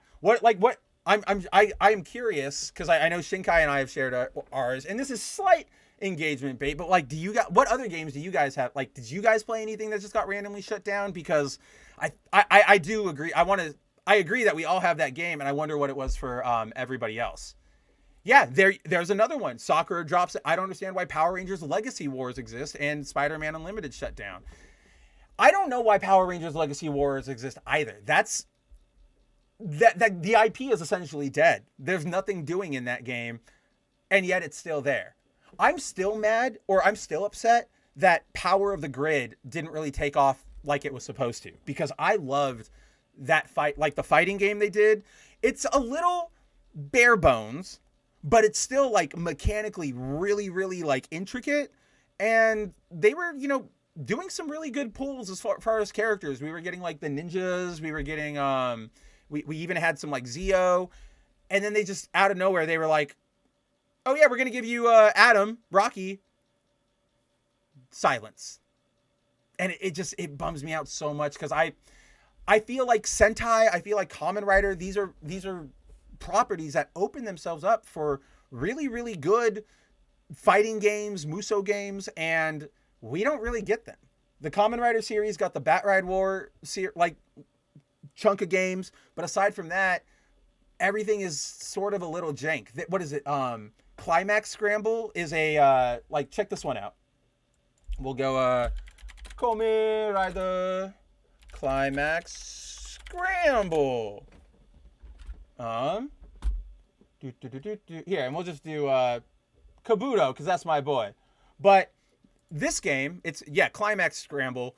It's like a Kamen Rider arena fighter, and it's very, very jank. Like, don't get me wrong, I love this game. I play it a lot. I have a physical copy, but it's pretty jank. And yet this game has a very, very large, I didn't know this until a couple months ago, it's got a dedicated, huge, actual, like, fighting, like, player base. So, given that the interest is there, why wouldn't we go all out? Give this to Arxis, right? Let the Dragon Ball Fighters team have a crack at it. Give it to Koei Tecmo and let them put the DOA engine on, whatever. But I feel like it's Kamen Rider, it's Super Sentai, it's Power Rangers. You guys are so so popular, and so, like, definitive, like everybody knows you, everybody loves you, and yet you kind of just don't really put a lot of that effort into the video game arm. It why is it that media companies are always like this, right? They might have like really good movies or really good shows and really good comics, and then they have really bad games, or they have really good games and really good movies and then awful comics and like books, or they have really good comics and really good games and then they have awful adaptation. I don't know why. Is it just that they all get together and they're like, we're gonna have 4 teams to work on these, and they're like, oh, but wait, we also had a book, and they go, oh crap, I don't know, put my son on it, he's an intern, he needs something to do. I have no idea why that happens, but I really, really want more good Kamen Rider games, and we really haven't gotten one in a long, long time. Yeah, Spider-Man Unlimited, 5 ever. Like, I will never not love that game. Yeah, Reeve says, we surprisingly got an Other M stage in DOA Dimensions on the 3DS. We also got Nintendo costumes in Bayonetta and Fatal Frame. They're not against costumes. Cameos are a different story. Yeah, I don't know if I said costumes, and if I did, I totally apologize because I didn't mean to. Because, yeah, Reeve is totally right. They're very open to giving aesthetic stuff, but I don't, like, so I could see if they did DOA 7 and they released it on the Switch 2, we could probably see, you know, a Zero Suit Samus costume, maybe a Princess Peach, you know, thing. I'm like trying to think of other like generic Nintendo female characters, and I just keep going to the princesses, but they all look the same. So I'm not going to be like Rosalina and Daisy and Peach because they're all the same. And I'm giving you guys Peach because I know that's the popular one, even though Daisy is clearly the superior waifu for all time. But yeah, I can see us getting like that or a Princess Zelda costume thing, but you would never get Samus. So like you would never go onto the character select screen and hear the announcer go like Samus versus Tina or anything like that. So, but yeah, Reeve right here is totally on point. And I can actually, now that I said it out loud, I bet if they do any DOA on a Switch, we would get at least a Zero Suit Samus style suit for somebody. Or create a character option thing, even though that's not what DOA does. That's more of a Soul Calibur thing. And that's in my mind because speaking of, getting Link in Soul Calibur 2 was a miracle. A miracle, and still one of my like favorite adaptation. Link feels so out of place in that game, but he also doesn't. It's this weird, I don't even want to call it like an uncanny valley. I think they did a really good job. It's just they instead of going like we're gonna full adapt him into the Soul Calibur aesthetic, they did their best to keep him in his too, like bright and Nintendo 64-y. It makes me smile because it's like, hey, you're not supposed to be here. You're just slightly out of place. But getting Link in this game, and again, it's about how do you treat the character, and the way they adapt him is amazing because they really care about how he moves, the source material. He's fantastic. So I wish we got more of this. I know we don't, but you're right, Reeve. It was a miracle getting this. I don't know if we could get maybe we could get Link again, but I don't know if we'd ever get like a female character in here. I have no idea. Maybe Sheik. And then yeah, there were also costumes in Tekken Tag 2. Let's see. They actually do fuck with it. Not sure if it had to do with the DOA 6 core value. What are you talking about? What did I say? I don't know what the who they or it is in this context. I just want to just let me know so we can talk about it like accurately and not have me go on like a tangent that you go, Mab, I have no idea who you're talking about. Yes, Volume Dealer. Spawn was the Xbox character, and Heihachi from Tekken was the PlayStation character. And fun fact, like, so when I was younger, obviously, what did this come out? Like 2005? So I was like 15, 16 when this came out. At that age, I was like, Tekken lame, like, it's too realistic, that's boring. And then with Spawn, I was like, I just never got into it at an early age. So I always looked at them like, that's dumb. Of course Link is the best one. But now that I'm older, I think the way they handled Spawn, after having read a lot of his comics, he's really cool. I also learned that, like, Japan fucking loves Spawn. I don't know what it is, but they have, like, They are all about that Todd McFarlane caped man. Like they love him. Hold on, I gotta send a message.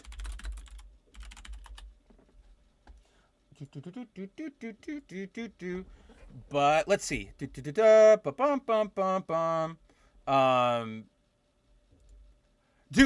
have you seen Hanoka's new look? Bro, this is weird. Like, it felt like meeting your like the anime thing of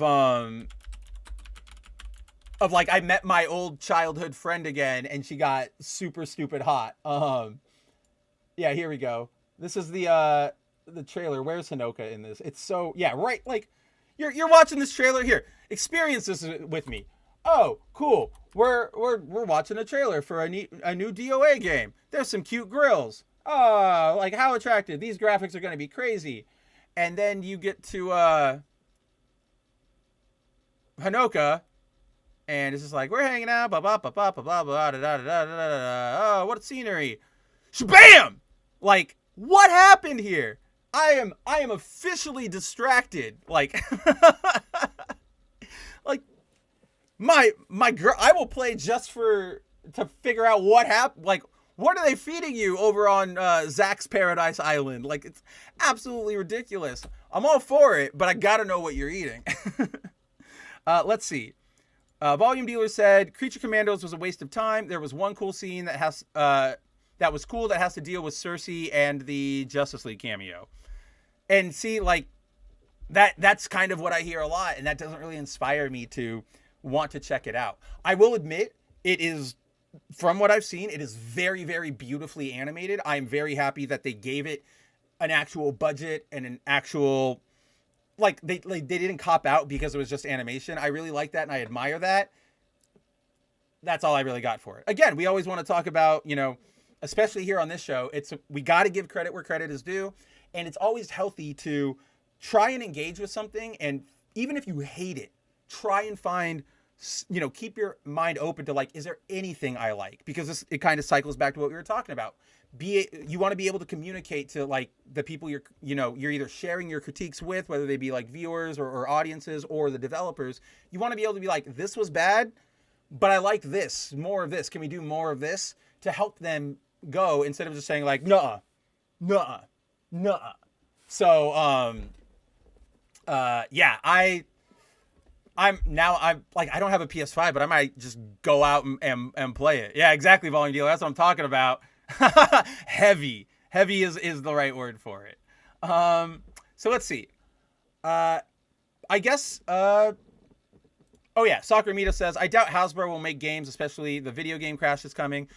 They're not going to make anything more. I already know that, but it was just sad because Battle for the Grid started so strong and it had such, like, support behind it. And then it wasn't even like I think what really bothers me more than anything is that they didn't talk to us about it. They just stopped. There was no, we're ending support because, we're moving on to new projects or the budget's like, just nothing. It was just, here's a bunch of new cool DLC. Bye. But like, and yeah, it just, maybe I want closure.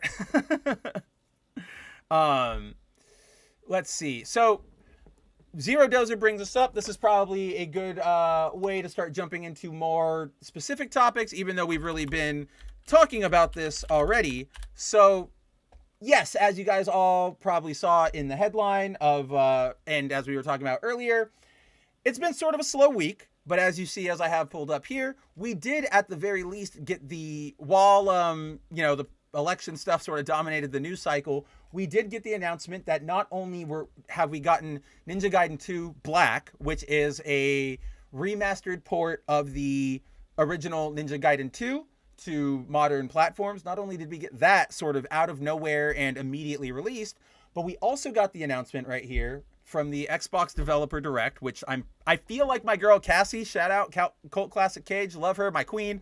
I feel like she's the only person I know who actually sat down and watched this, because what does Xbox have to offer anymore? They're not a game company. They want to be a software company at this point. Like, how do you come out and admit that for every generation you've been in the console war, you have been dead last by a large margin? That I wouldn't admit that until I was like on my deathbed. You know what I mean? But yeah, basically, we got this announcement. We are getting a Ninja Gaiden 4 by Platinum Games. It looks to be focusing on, honestly, it gives me a lot of Devil May Cry 4 vibes in the sense that it's focusing on sort of a younger successor to the original Ryu, but Ryu is still around and still fighting. There's also, I'm pretty sure we'll see it at the end of this trailer, and if not, I'll pull it up, but the box art, or the first key art we've seen so far, has this guy standing against like a big silhouette of Ryu with a, like, unsheathing a samurai sword and with like a blue burst, and it just looks like Virgil taking out the Yamato, or on the box art of DMC4 where Nero is like letting his demon arm glow. So that's why I'm getting a lot of the comparisons for it. All in all, I'm not going to lie, the trailer is really impressive. I'm not inherently against successor stories. It all really depends on how people handle them. It just, you know, when it comes to comic books lately, we don't, or most video games, we're not getting really good respectful treatment of our original characters. We're just getting, oh, you're dumb, I'm gonna Jake Skywalker you, blah, blah, blah. So I'm not against that per se. It does look really, really, really gorgeous. The action does look fast-paced. It looks like it probably flows and plays pretty well. I can't really give a perfect determination on that until I have the actual consoles and or controller in my hand and can test that responsiveness.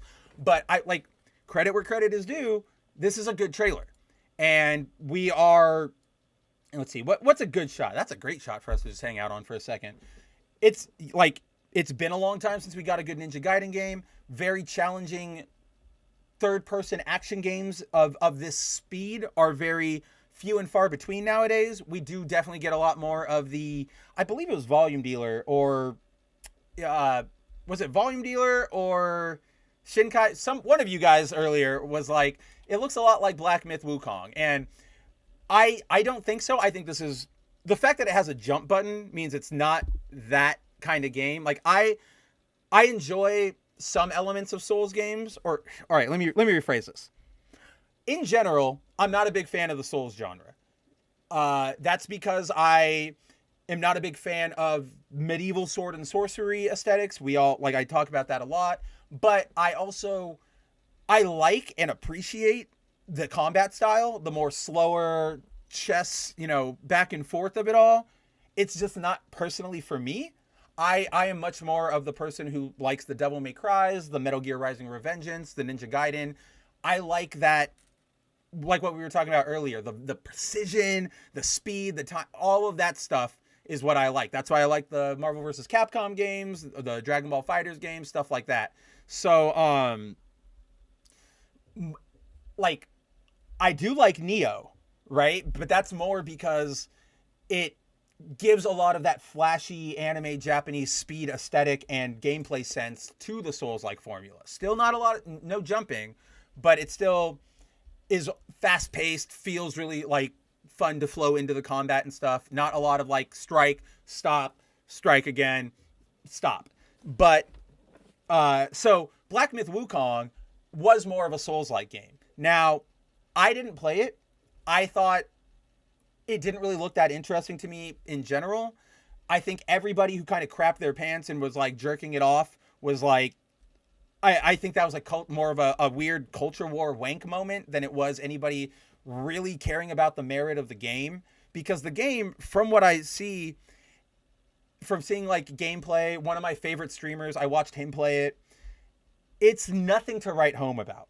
It's even, it's essentially a Souls-like boss rush game, which is fine, but it's not the savior of gaming that everybody was making it out to be. And I also didn't like the real quick, like the ease and quickness with which a lot of the anti-woke crusaders just turned around and were ready to suck the dick of China just because they made a non-woke game. I'm like, you guys still remember they're our enemy, right? Like, honestly, I didn't even want to put it on my computer because I felt I genuinely don't trust Chinese programs. I feel unsafe having Marvel Rivals on my computer. I admit that. but I can't pass up that Sue Storm ass. Are you kidding me? No. But so I didn't really care about Black Myth Wukong because it just seemed fine. It just seemed like whatever. Maybe if you really, really, really liked boss rush modes, or not boss rush, but like Souls-like bosses, maybe you'd like it. Wasn't for me. So this to me seems way more fast-paced. Like I'll actually be able to jump around.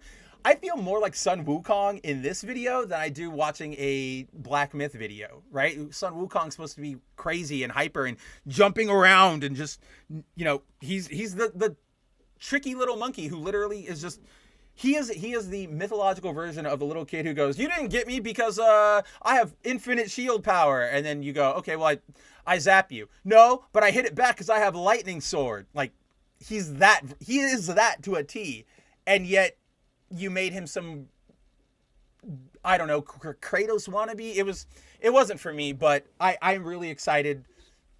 I would much rather see a revival of this genre because I genuinely couldn't tell you guys the last time I played a very, very intricate, like, third-person action game that really, really sucked me in and made me want to, like, do challenges and practice combos. Like, obviously, there's DMC5, which my love for that game was recently reignited because shout out to my boy Reeve. He was streaming it, like, a month or two ago, and I was just like, man, that game rules. But that was like the last big example of one of these anime style like speed games. I guess it's like I don't know what other term to use, but yeah, the more speedy offerings in terms of gameplay, we don't get these a lot more. So on one hand, that's where my optimism is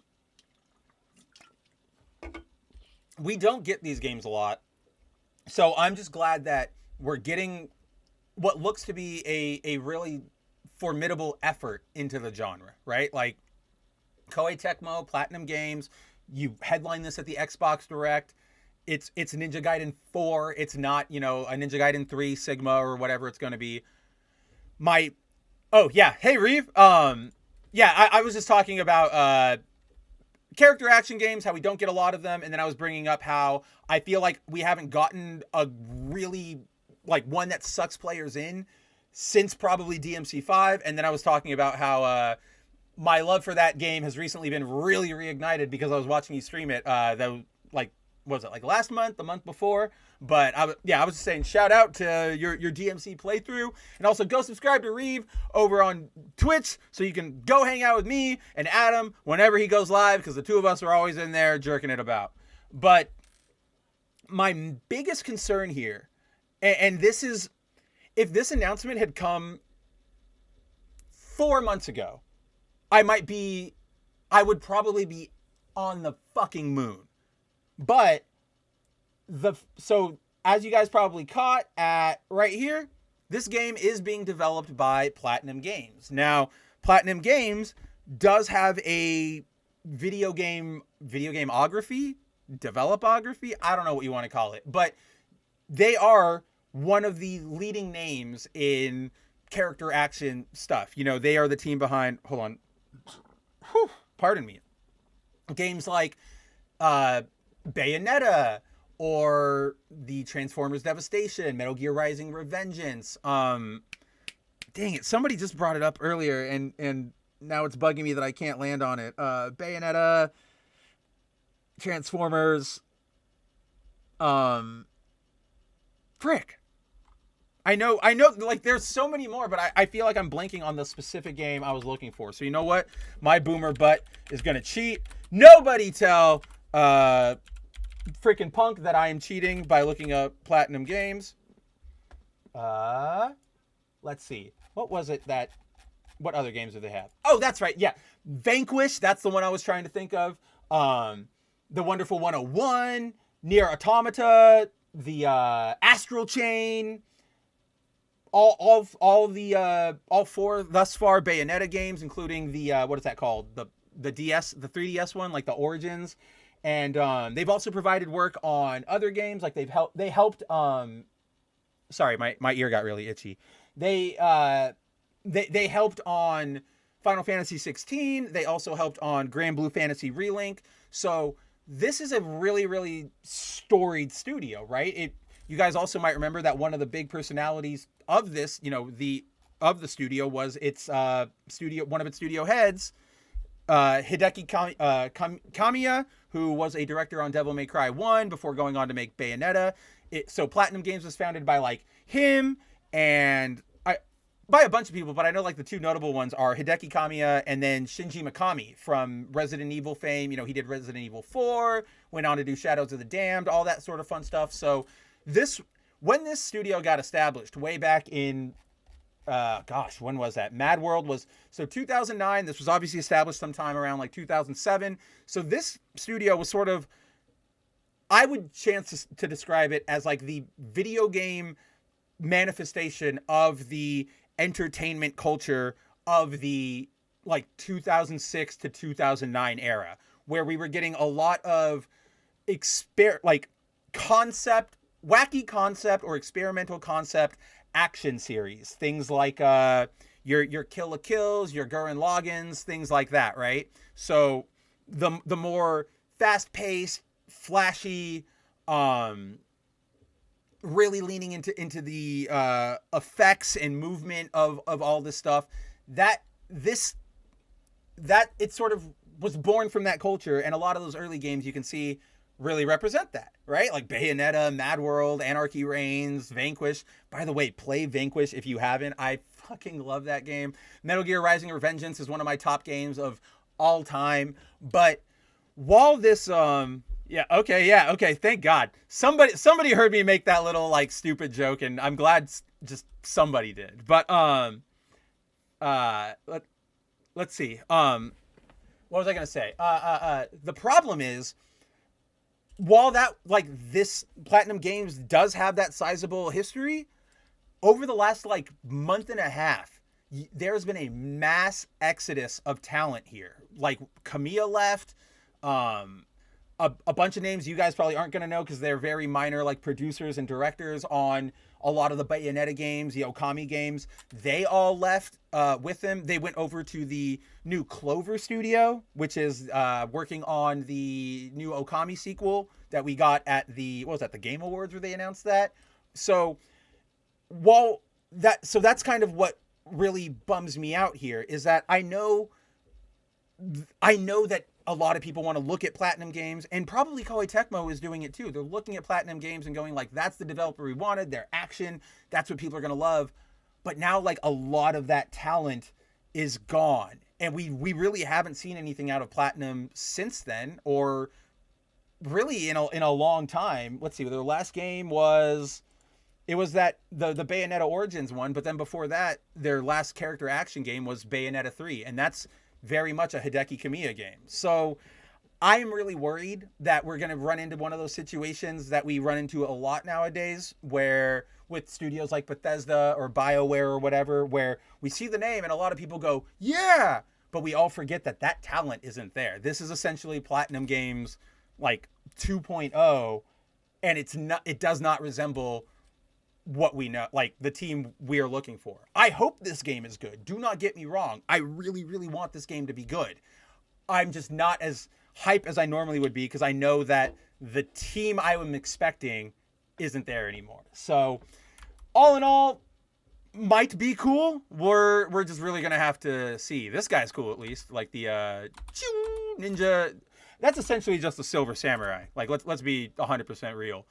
Whatcha! And I actually kind of like those scenes.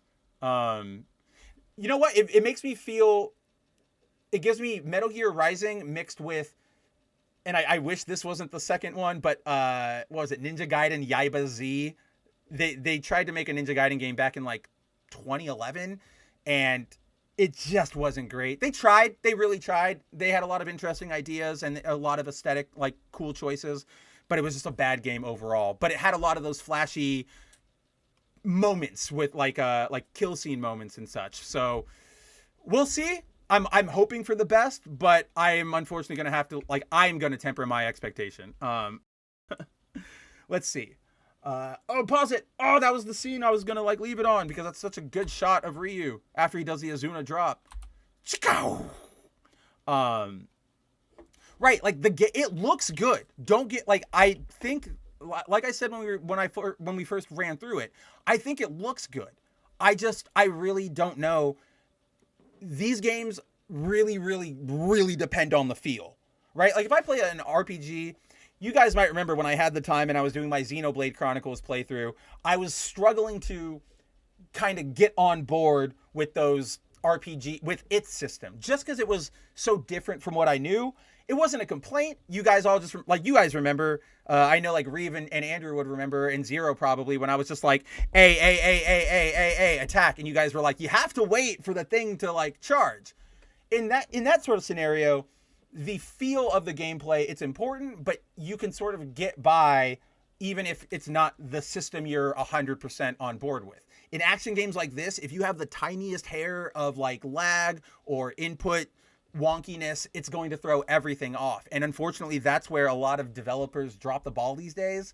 So I want it to be good. I want Ryu to be like super badass again.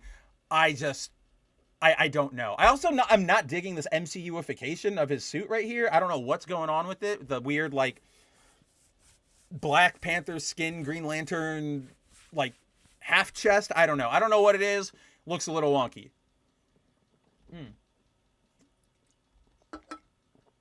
Let's see. So first off, shout out to my boy Donut. He asked Beautiful Joe in terms of that Platinum Game stuff.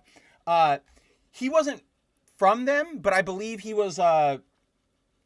Didn't he come from Hideki? I think. Let's see.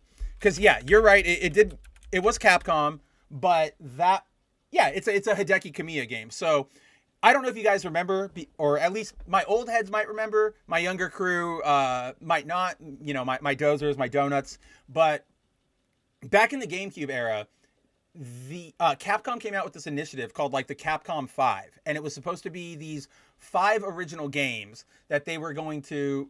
They were making for the GameCube. They were going to be GameCube exclusive, and it was like, we're going in for a new era, right? We have our Onimushas, we got our Mega Mans, we got our Resident Evil. Let's do new stuff. Most of them got canceled, but the 2 that did get out there were. Let me. I just want to bring up the credit for this one because I just want to remember who directed it before I do a little misinformation. But that's right. So. There were a lot of games that were there were 5 games that they wanted. Only 2 of them ever made it out, and it was Beautiful Joe and then product number 03, which you guys might not remember because it wasn't that good of a game, but like it had like the here, let's just pull up some gameplay. It had like, you'll see the gameplay and you'll be like, oh, this is definitely a game that would come out of, you know, Platinum Games. And this one was directed by Shinji Mikami, the Resident Evil guy. And you know, like they were also Shinji was also behind like God Hand. So that was the creative energy that they were bringing in when they went to go make Platinum Games. And then now years have passed and they've all been sort of kneecapped a lot. We know Kamiya's been in, you know, a lot of spats with his like higher ups. And so all of them are like, we're just out. We're going. We're gone. Goodbye. And so they went to go make Cloverworks, and that's like, whenever they announce whatever, I will like lose my mind because I know like that's the actual band talent over there, right? It's like when a band splits up, I know like, oh, the actual singer and keyboardist and guitarist are over in new band. Old band is just they're the ones who kept the name. So yeah, like that's why. They're all related. All that amazing era of like Capcom sort of new titles was all related. I don't want to call it experimental because they weren't doing like WarioWares, but they were definitely getting out of their comfort zone of just straight up tank horror and then side scrollers like Mega Man and then 2D fighters like Street Fighter. Let's see. Yep, there you go. Reeves got it. I believe Kamiya created him. I just want Okami 2 from Kamiya's new Clover Studio team. That's what I cannot wait for that game to hit. When that trailer flared up on the TGAs, I had this like disconnect moment because I'm like, there's no way we actually get good stuff at the TGAs. Like, what are we doing? And then Kamiya came out, I was like, oh yeah, I'm on it too. And I'm just like, all right, man, I can finally at least like be excited for something, at least right now. Maybe it'll change when the gameplay trailer comes out. But at the very least, it's nice to go, ooh, there's a game coming out that I am interested for it. Oh, did I say Cloverworks? Oops, I meant Clover Studios. But shut up, Reed. Get out of here. You all know what I mean. Yeah, Andrew says, oh man, I remember this game. This and Remember Me, which it's so funny. Those I put those two in the same category as well, even though they're tangentially related by like third person futuristic mystery lady hero type thing. But that's really it. But that's funny because I do that as well. But this and Remember Me were games that just needed some polish on their gameplay. Absolutely. And that goes to what Sakuramita's saying, you know, what if Capcom was fully, or the Capcom 5 was fully developed for the GameCube? If we have gotten really proper, you know, polish on all of these things, I think we would have, I don't know if the entire video game landscape would be different right now. I think we all probably would have eventually found our way into this live service nightmare that we cannot escape. But I think we would have seen some really good games, you know, a Project Number 5 or, you know, one or two sequels down the way. We would have seen something really, you know, just genre defining. I think the more those guys could have worked with proper Capcom funding behind them rather than going independent, because then they had to start working with publishers. I think if they stayed with Capcom, we could have seen, I don't know, there would have been a lot of good games is kind of what I can think of, is that if they got fully developed, we would have seen an era where we got more of these sequels. And like I said, I don't think it changes the overall gaming landscape, but personally, I would have been happy because these are the types of games, you know, the Beautiful Joe, PN03. This era is this to me is video gaming. This is where you get that perfect intersection of cinematic versus actual interaction, where there's no, I'm standing here walking down hallways all the time, but there's a narrative. You're getting, you know, characters are talking to you over your comms. You do get your cutscenes. It still tells a story, but it's also very gameplay focused. So if they're like in that world, we maybe have like 5 or 6 additional good character action games, and I think that's okay. That's all that needs to happen. That's what I would want in that world. Let's see. So Donut says, LOL, Chinese spyware was why I was avoiding the Epic Games launcher. I don't know if it's still a valid concern though, since that's fairly old news. I have no idea at this point. I don't like using the Epic Games launcher. I literally only have it for Fortnite. I tried to limit how many like uncracked programs I like put on my computer, right? Like even if I buy a game, I'll go and grab the cracked version because it normally takes away things like de novo and it makes the performance better. And I also don't have to worry about like online DRM and stuff. So I don't know if the Chinese spyware stuff is still a problem with Epic Games. It probably is. And I know my little like qualm about like, oh, game science installing like Black Myth is going to let the Chinese spyware on your computer. And I know that in reality, I've probably got like 900 things of Chinese spyware just from even using Twitter or OBS or Discord. But I still, let me have my principled delusion that I'm taking a stand against that stuff. But then let's see. One more, another from Donut says, he says, not being a fan of the medieval fantasy aesthetic is news to me, but I guess I could understand it if you believe there's too much of it.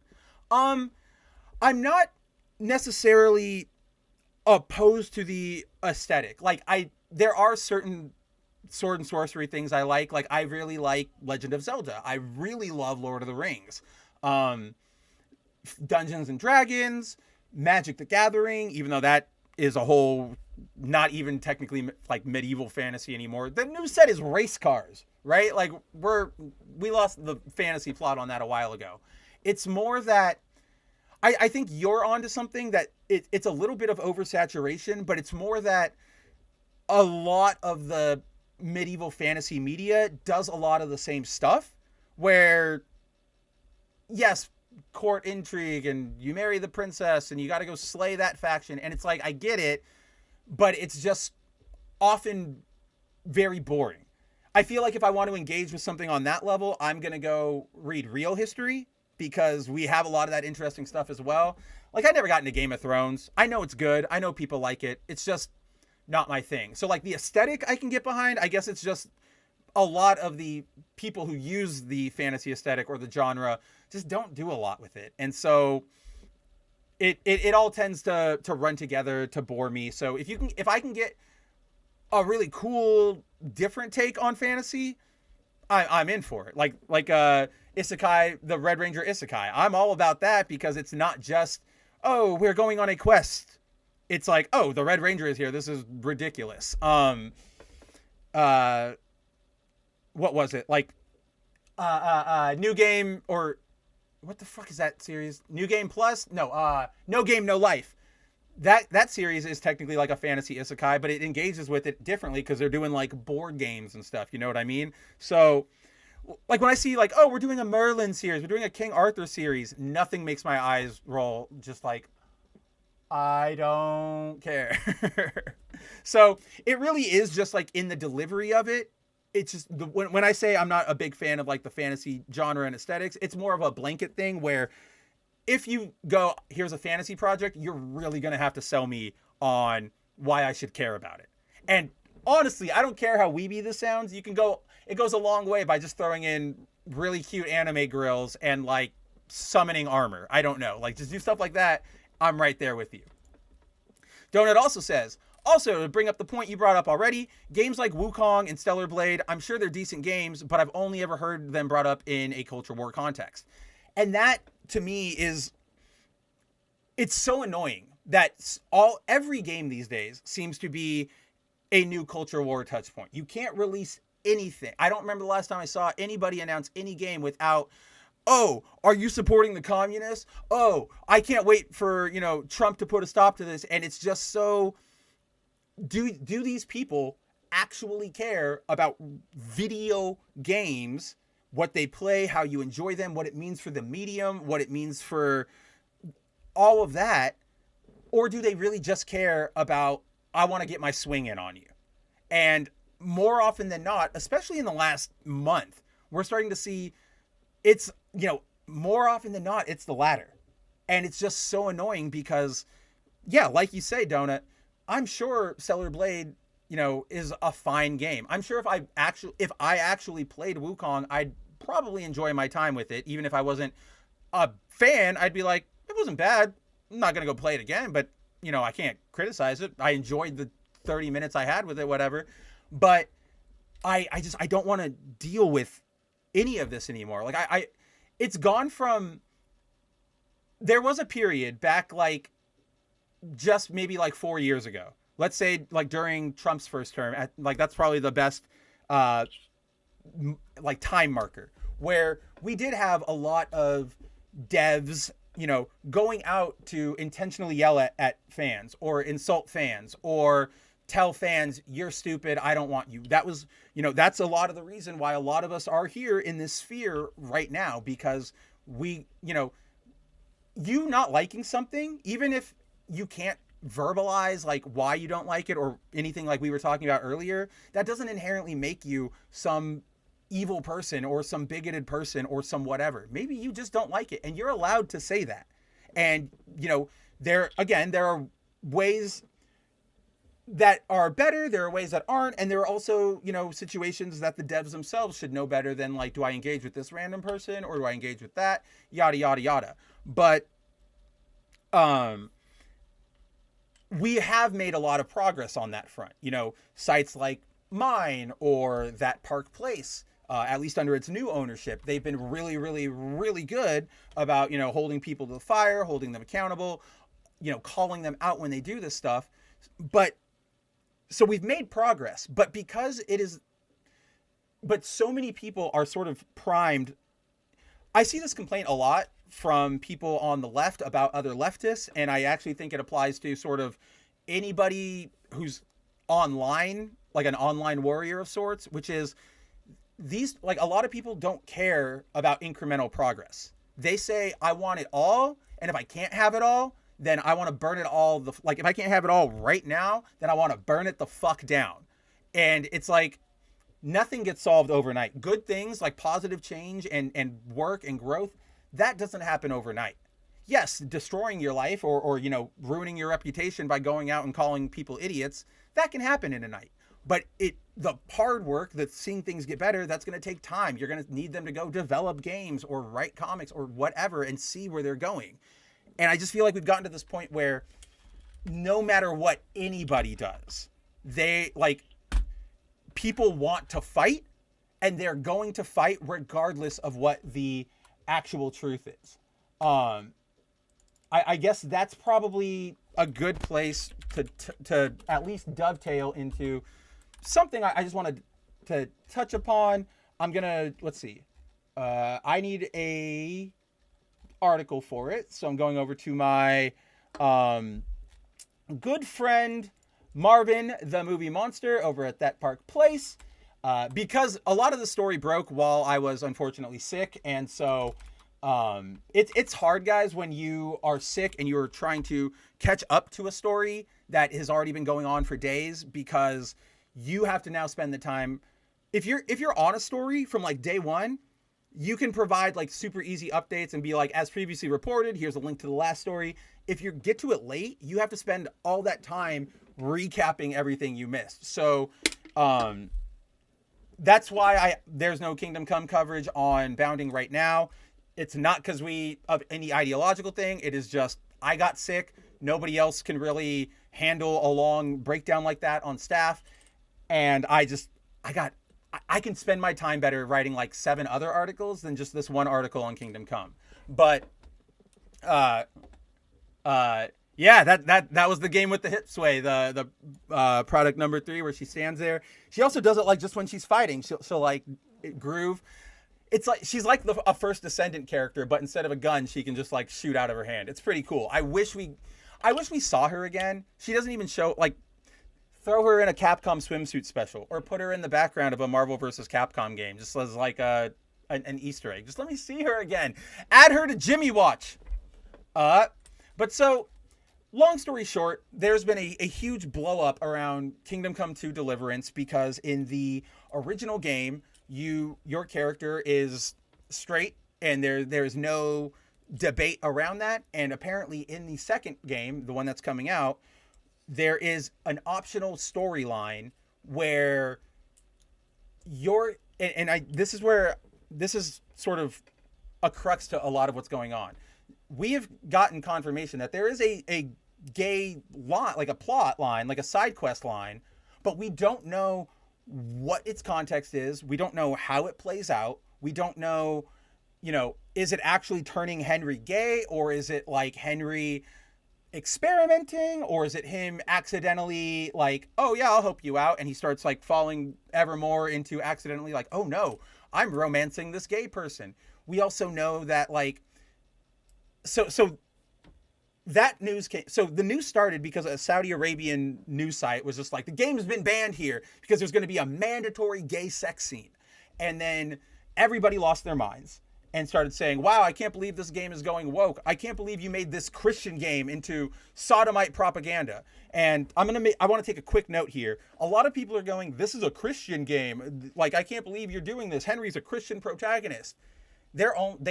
Anybody who's saying that is 100% a culture warrior, because this is not a Christian game. This isn't the first one. It doesn't sit there and teach you lessons with Bible parables or parallels or anything like that. It is just a game that is set in the War of Bohemia back in like the 17th century, and it was a religious-based war. In the first game, Henry is, you can lie, you can cheat, you can kill everybody, you can drink yourself stupid, you can sleep with every woman you come across. That's not Christian.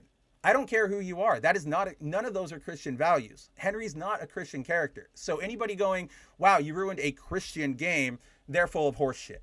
But back to the actual timeline, that, this fervor starts up because of, all the usual suspects we know, people like Endymion, people like Grums. They're running and they're claiming all of this shit.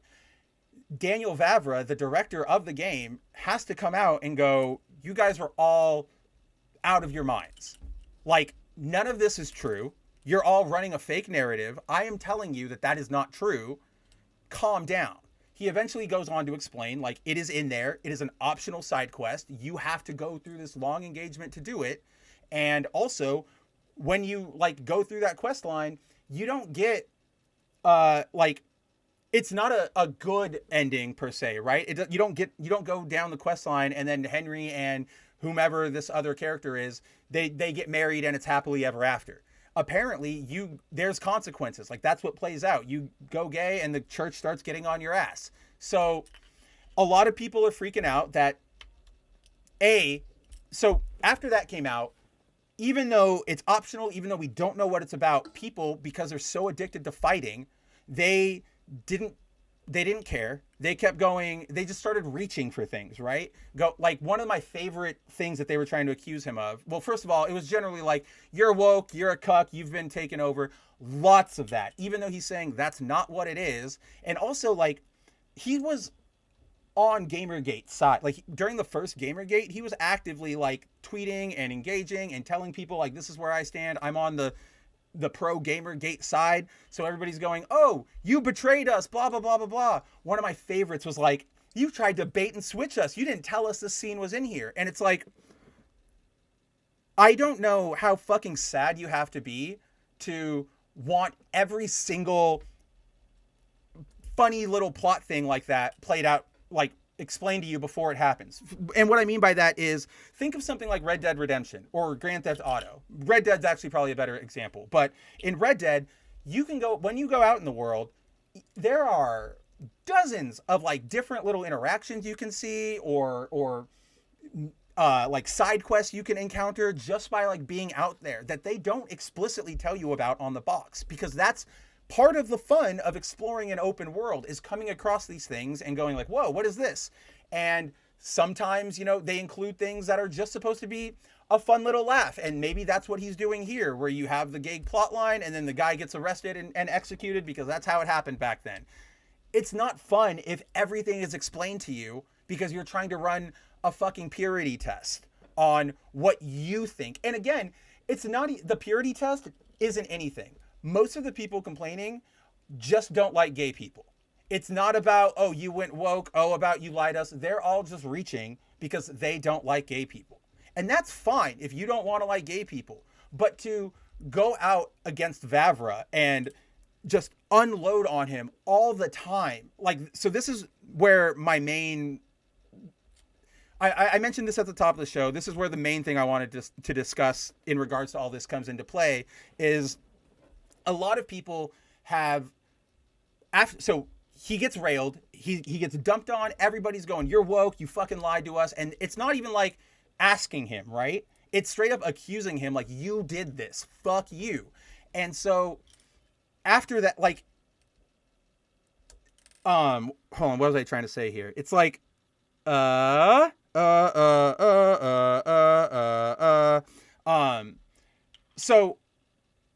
let me back up a bit.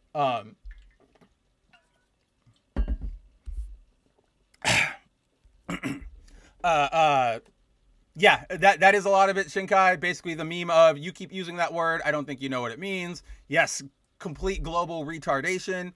And yeah, but see, this is sort of where I was going to get at, right? Zero says, I saw the almighty Lolly shitting on the anti-wokes for the It's Woke narrative. I saw Daniel Vavra attacking Rev for defending, very shoddily in my opinion, his game. I saw Mark Kern milking the whole shit. Well, aside from the issues I always have with the likes of Endymion or Grums, who are always just sort of leaping onto whatever big explosive narrative they can just to try and get, their followers or to boost themselves up. I don't, like, you guys know this, but I'll make it clear. I don't think Grums is anybody we should be listening to. I don't think he actually cares about games. I think at this point, he is very much deflecting from the fact that he doesn't contribute anything to the industry and he is not working on his own game. And I'm getting really sick of people going like, he made StarCraft and World of Warcraft. What about you? Fucking fine. Do you know how long ago that was? Can you imagine any other industry going, he did something really great 30 years ago. We should still be listening to him and heralding him as our representative. Even like Firefall exists in there and Ember. and everybody is ignoring those two disasters and just going, he was part of a team that worked on these games. We should, praise him to high heaven. So like, I don't like any of those, that scene. But the thing with Rev is kind of what I wanted to address, because a lot of people launched out at Vavra and started going, oh, you betrayed us, you lied to us. And then he comes out and says, no, I didn't. And then they still keep dumping on him.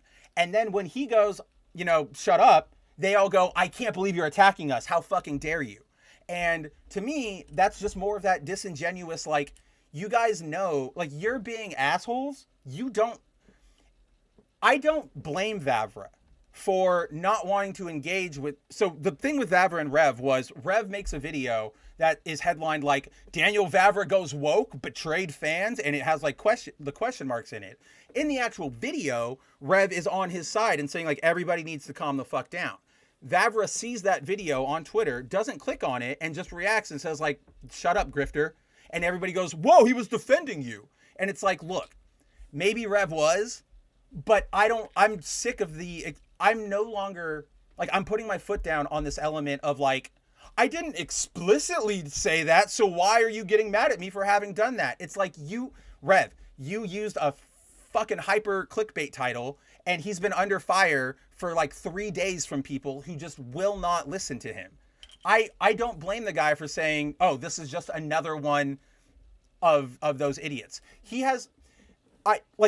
The hypocrisy is stunning, because I know so many of these quote unquote anti-woke people, if they were railed all day by like woke people, somebody they disagreed with, they would be all in on, of course I'm going to fire back at them. Eye for an eye. We know that the anti-woke side, MAGA side of all of this, that's sort of what they operate on. I want eye for an eye. And so to get mad at him for having to endure days of people not just like disagreeing with him, but going into his face and being like, fuck you and shut up and you lied to me. You guys need to get over yourselves. You guys need to calm down, because that doesn't help anybody. And all you're doing, it's the little kid thing of like, my leg isn't on your side. It's not touching you. I'm not touching you. And it's like, but you know what you're doing? You're trying to agitate him. You're trying to evoke that reaction, but you're trying to couch it in this level of plausible deniability. And I personally am sick of it. Like, it's so childish. It's why often when people get dogpiled on, they'll go like, wow, a bunch of idiots in my mentions, I'm going to block them. I don't blame them. Like, even if I disagree with them, even if I think their reaction is wrong, I get it. You are under no obligation to suffer fools. If you don't want to engage or be attacked by somebody, you don't have to. Like, I'm so sick of the poke, poke, poke, poke. No, I didn't. No, I didn't. And then after they get mad, you go, see, I told you he was a fucking loser, or he hated the fans. And it's like, you got in his face and you started it. It is so funny, because I know a lot of these anti-woke people would disagree with that concept that we see a lot in American schools, where, somebody gets bullied, pushes back, and then, the teacher goes on the bully side and is like, well, we don't know the full story, so you need to apologize. No, everybody knows that that's bad. Everybody knows that doesn't help. And yet that's what that mentality is fostering. That's the behavior. So I don't really... I also think we need to, like, what the fuck is wrong with people where they're so, or let me rephrase this. I know what the fuck is wrong. We've reached this weird spot in America, or at least society at large, where purity testing has become everything. So like, for the examples in my mind of what I want to talk about are like Daniel Vavra. He puts in a gay scene, which, even like, and this is something I meant to mention before, like, again, the existence of a gay character or a gay plotline in something is not inherently woke. Woke is sitting there and being performative about it and preaching to you about it. Things like in Dragon Age The Veilguard, where you have an entire cutscene where Tosh just yells at her mom like it's Thanksgiving dinner about the fact that her mom doesn't quite fully understand yet what non-binary is. That's quote unquote woke. I even hate using that word. You guys know that. But And like to that point, like Hypnotic, I really disagree with a lot of his tactics, right? Not necessarily his stances on stuff. I think we share a lot. Leon, shout out to my boy, Words of Paradise, both the word.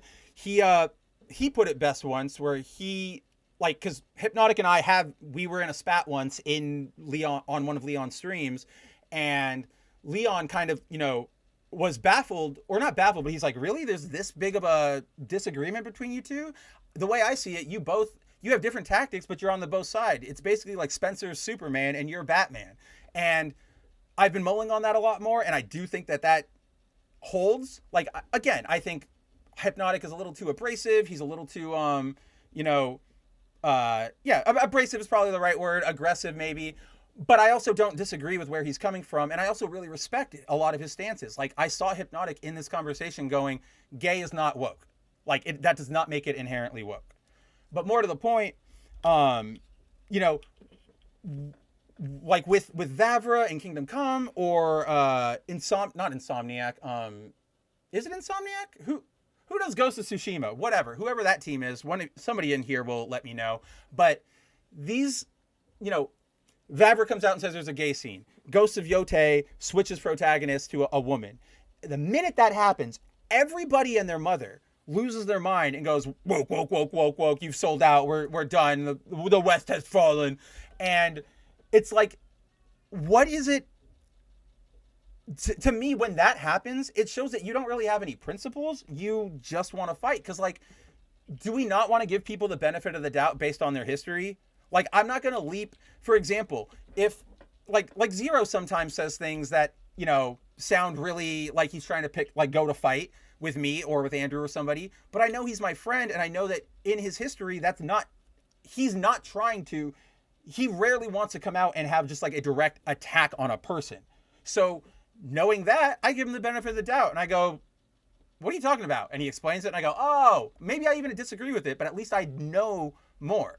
And it's so insane to me that you go out and you praise Kingdom Come Deliverance. You go out and you spend years praising Ghost of Tsushima, but the second they do a change that you consider woke, they are persona non grata. They are not to be, like, they are an enemy of the state. I saw the same thing when Kyle Rittenhouse announced that, and this was like months ago before the election, he was like, I'm not going to vote for Donald Trump because I don't really agree with a lot of his policies, especially regarding, he doesn't really want to address the constant attacks on our Second Amendment rights.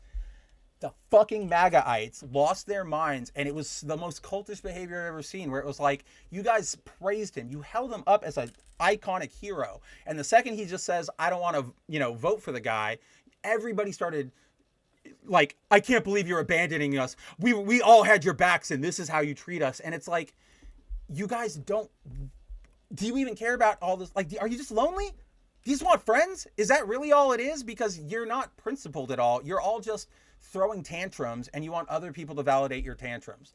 Honest to God, you've become, like, the anti-woke side is starting to become no better than the woke side. And again, this is not to say the people in this, like the centrist aspect, like most of us here are, but the more extreme sides that happen to be our voices because they're so loud. And I say it a lot, but I want better for all of us. I want us to be able to, maybe you don't like something, but you can just go, I don't like that. Like, here's my criticism. I'm moving on.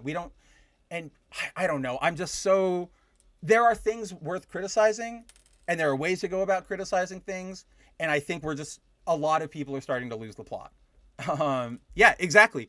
Grum's is such a pathetic guy. I can't believe I thought he was worth listening to back during early Gamergate, but I guess I basically was just a young teen. I mean, I fell into that bucket too when he first started coming into prominence on social media, and this was, like during the first Gamergate era. I did give him a lot of, I did defer to him because he was prominent. You did have experience in the game industry. You did see what it was like working on WoW and StarCraft. As soon as he started trying to position himself as a capital C, capital W culture warrior, as some sort of leader, that's where I started going, I don't ever believe anybody who just says words and doesn't back things up. And I look at Grum's history, and he leaps to conclusions too much. He spreads false narratives. He doesn't work on his own game. And he's very, like, I can very much, anytime he makes a post that's like, subscribe to me or donate to me, I'm just like, is that what you're doing here? Is that really the end game of it? And so I am not an ideologue, like, or how do I put this? I am not somebody who falls into cults of personality. I have never liked a fucking politician. I would never wear a MAGA hat. I'd never wear an Obama hat. The closest I've ever come to supporting a politician was before he started going into his weird Zoomer appeal. I thought Andrew Yang was a big, he was my guy back in 2016, right? I still wasn't going to get a Yang Gang hat or talk about how he was my favorite politician or start following him on Instagram. I think that that's fucking weird. But yeah, whether it's politicians or just people who claim like, I am the one speaking for you, I am the one at the top, I always look at them with suspicion unless they're able to back shit up. If Grums wants to go out here and say, I know better than these devs, I'm leading you to a better future, lead us to a better future. You have a game in development. And guess what? It looks like shit. So if you're going to, I can never, ever really, get behind anybody when I guess I've just been on the internet too long, or, in media study too long to see, I know when you are just, I don't want to say grifting, but when you're just trying to play into an audience, when you're not really here to elicit any change, but you're really self-serving. So, hey, Reeve, you have to go, but hey, we will have a good rest of the stream. We're winding down here anyway, probably about maybe 5-10 minutes, if we get really kicking on something, but we're almost out of here too. So go relax, go hang out. Thanks for chilling with me.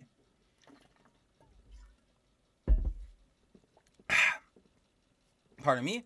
Zero says, I like Rev, but he's been doing some heavy misses. The Vavra mess, sourcing Fandom Pulse as the site's main guys want to censor all media to their favor. They want to, we know how I feel about Fandom Pulse, and I could get into it forever, but that's neither here nor there. But in terms of Rev, again, I don't really care about any of these drama YouTubers. I don't. Sometimes they're helpful in recapping the situation, but I don't know. I don't find that they add a lot to any conversation. I feel like a lot of it, there's no discussion to be had. It's just, yeah, this sucks. I will give Rev credit. I think Rev is one of the more level-headed ones, but it's still just again, with the Vavra mess, I'm just man, really? Come on, guys. But, yeah, the gayest thing about this game is how everyone is acting about it. And here's the thing, I don't even care about this game. I am not, as we were talking, I'm not a big medieval person. I didn't play the first Kingdom Come game. If I'm going to play a video game, I want some, I don't like this art aesthetic. I like the more stylized, anime weeby looking things. So not a game for me, but I still, as a creator, as somebody who has, projects and stories, I think, again, we need to get back to an attitude of wait and see. And yes, don't throw away your pattern recognition, and always, keep your eyes open at things. This isn't to say, oh, is Assassin's Creed Shadows going to be great? We have to wait to see before we talk about it. Pardon me. We can see what we've seen from all the previews, and we know Ubisoft's track record. So there's a reason to be skeptical there. But then if the game comes out and it's good, I don't want, I will take my L. I don't think that's going to happen with Shadows. Even just from an objective performance standpoint, everything we've seen has been really, really, really, really bad. But, yeah, I can't fathom being this, trigger happy all the time. I want to be able to go and read a comic book. I want to be able to play a video game. I don't want to be miserable all the time.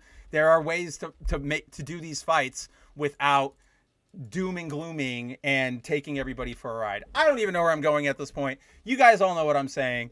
If you want to play Kingdom Come Deliverance 2, from at least what I've seen, it looks like it's turning out to be a fun game. I recommend Marvel Rivals. I'm still having a lot of fun with that game. But yeah, I really, let's see. This is what I wanted to bring up earlier. Hillam says, I'd really like a good Journey to the West game to play that isn't Black Myth Wukong if Journey to the West game was set up like Dynasty Warrior Origins. I do too. I think that, like, I don't know how familiar everybody here is with the Journey to the West story, but like I was referencing earlier, Sun Wukong is a bonkers protagonist. He is literally just the little kid on the playground who's constantly inventing powers. And that is what we should be leaning into. The super fantastical, the super, like, crazy over the top. And yeah, so make it like a Dynasty Warriors type game. I'd even take like a Devil May Cry style game, something like that. But yeah, I really want it. And I was even bummed, I guess, slight spoiler for Black Myth Wukong, but like that's not even technically Sun Wukong. It's one of his like descendants who is trying to become the next Wukong. It's weird, but you know what? We already do have a good Journey to the West game. It's called Dragon Ball Sparking Zero. Yeah, Zero, this is a good like way to put a stamp on it. I'm not going to pretend that I don't keep my expectations pretty low, but it's not like every game is watered down trash either. And we need to be able to address, like, this is a good thing, this is a bad thing, this is a good thing, that's a bad thing, instead of just throwing the baby out with the bathwater. Because again, if we present it, like, if our side, quote unquote, presents ourselves as we will never be happy with anything, why would people ever want to try and listen to us? And that's why, yeah, everybody put your hackles down. And remember, video games can be fun, even if most of them right now are kind of crappy. Let's see. What if Capcom made a Sweet Home remake for PS1 instead of Resident Evil? It probably wouldn't have sold as well. It would be a niche one. I would have enjoyed it, but that's one of those ones where, like, I really want it, and I think there's a lot of merit in just remastering it because it is, it deserves it. But I also exist in the world where not everybody has, like, it might not make economic sense to fund a full HD remake of a game that maybe 100 people are going to play, right? Again, I like that game. I want to see it. It's just sort of, I know how popular certain stuff is. I can admit when the things that I like are not, super hot. Let's see. Let's say goodbye to my amigo Martin. Always a pleasure. Go check out Martin the Movie Monster. He is doing an amazing job running that park place nowadays. If I don't get to a story, he probably does. So you can sort of consider us the tornado twins of editorial. But let's see. Zero asks, by the way, is that girl in the display Ultimate Armor? Oh, I just freaking moved it away right before you asked. We talked about it earlier, but I know you were playing F-Zero. We'll just go back to, what screens do I have open? Do I really want, here, we'll just look at Huntress real quick while we do this. But our stream buddy for tonight is actually Karma from the New Mutants. She, as drawn by Peach Momoko, for a variant cover for an upcoming miniseries that is called Tiger Division, that is basically just like, here's an all Asian team of superheroes. And that's what I was talking about earlier. Like, I really hate when they just go, you're all black, you're all white, you're all Mexican, you're a team now. Because A, that just feels like it's pandering, and B, if you really talk to like Asians or any minority, really, they're gonna hate each other. Especially like an Asian team. You put a Korean and a Chinese person and a Japanese person on the same super team, that plane is not making it to the LZ. Like, it is going to blow up midair. Of course it was Peach Momoko's art. I can't get enough of the girl. She I'm excited but a little bummed because I know it's going to be a hit to my wallet. I just saw that she drew another super rare for the upcoming One Piece set, and she's doing another set of Magic cards. So I got to like jump on that, and damn you, Peach! Damn you! Just make a beautiful artwork book or like a beautiful art book. That's all I want, to be able to look at glossy pages. Help me out here. But yes, as I've been hinting, as we told Reeve a second ago, we are 2.5 hours into our stream. That is probably the perfect spot for us to close out tonight. Ninja Gaiden looks like it could be fun. Let's hope that Platinum delivers. just be aware that Platinum Games isn't the same anymore. Try to start treating people just with a little more calmness rather than being at the ready to leap down their throat. And yeah, I think that's really all we've got for this sort of slow week. Is there anything to quick hit before we get to closing out, promotions, any of that fun stuff? Miku's in Fortnite now. That happened last week when I was sick, and it is the greatest game that has ever been made, and everybody should go buy it, even though it is a kind of particularly expensive bundle. I was sick. My friend texted me. He's like, the Miku bundle's up. I got out of bed, still shivering, still feeling like ass, got online, bought the Miku pack, and then just like went to bed. I haven't even played a match with her yet, but I was just so excited for Miku. But yeah, aside from that, I think this is a good place for us to close out tonight. Oh, go read Ultimate Spider-Man. All right. There's nothing, if you want a real deep dive into the latest issue, go check out last night's issue of Foil Variant, where Andrew and I went over that, as well as a bunch of other, an awful Flash issue, some awful X development sort of stuff. But all in all, this book is amazing. I cannot recommend it enough, even if I don't think he's here right now, but even Timon, our resident, I will not read anything that was written after, 1235. Even if someday he gets his hands on it, I think he would like it. So go check that out. But yeah, I think with that, we will start closing out. Soccer Amita says, to be honest, I was hoping for 2 hours and 45 minutes, considering we miss you, Spencer. You know what, guys? I've missed you too. I can't. It was a weird feeling last week, like going into my weekend, and I didn't get to talk to any of you guys. I didn't say the words Shinkai or Zero out loud on a Friday. It was very odd, but I was super happy that I was able to hang out with you guys again. I'm even glad that I was able to bring back your guys' chat comments here, because you guys really are the sauce of the show. If it wasn't for you guys, I wouldn't be here. I couldn't, if I didn't have an audience, I wouldn't be able to host this show. And this is a show for you guys. I want to talk to you. I want to hear what you guys are all about. Whatever you guys want to talk about. So yes, I miss you guys too, but we'll get into the promotions. I do want to start, upping my own personal stream time. I still do have in the works my TCG. I think I'm going to make it a TCG/gaming stream. So just sort of a general all gaming stream. So maybe you come over and one night it's Magic. Maybe the next night we're playing Marvel Rivals. Maybe the next night after that we play some Dragon Ball Fusion World. Maybe the night after that we hop on with Andrew on some Fortnite. Who knows? But I do want to start hanging out with you guys more, having more casual things. Maybe on Saturdays after Andrew's stream. That's still all in development right now, along with the overall layout, which I can't wait for you guys to see. I've made a lot of progress on it. It's going to be great. It's coming.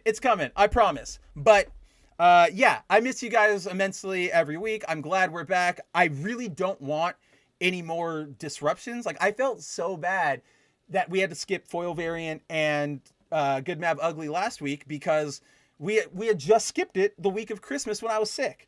So I want to be here as much as you guys want to hang out with me. So don't worry. I will be back next week. Same Mav time, same Mav channel, for another episode of The Good, The Mav, The Ugly, where we will break down whatever you guys want to talk about. That's the point of the show.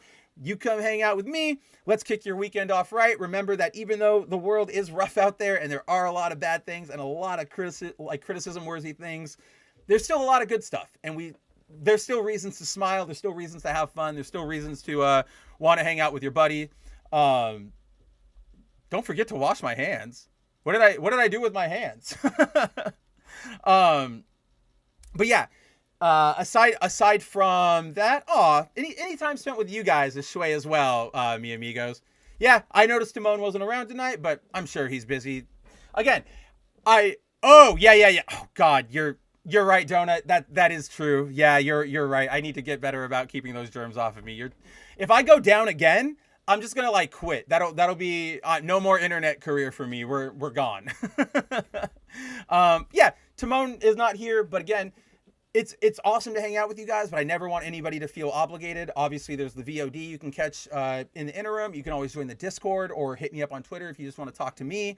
But yeah, don't ever stress yourself out to come hang out with us. We will always be here, whether it's this week, next week, the week after that, so on and so forth. So yeah, same Mav time, same Mav channel next week for another good Mav Ugly. If you want to see more of me before then, you can catch me Wednesday nights over on the 01 stream on Bounding Into Comics' channel. We go live at about 9 p.m. Eastern time, where me, Cider, Nerdigans, and Jacob break down the bigger pop culture news stories of the week. So things like movies, TV, drama, all that fun stuff. Thursday nights, like I said, 7 p.m.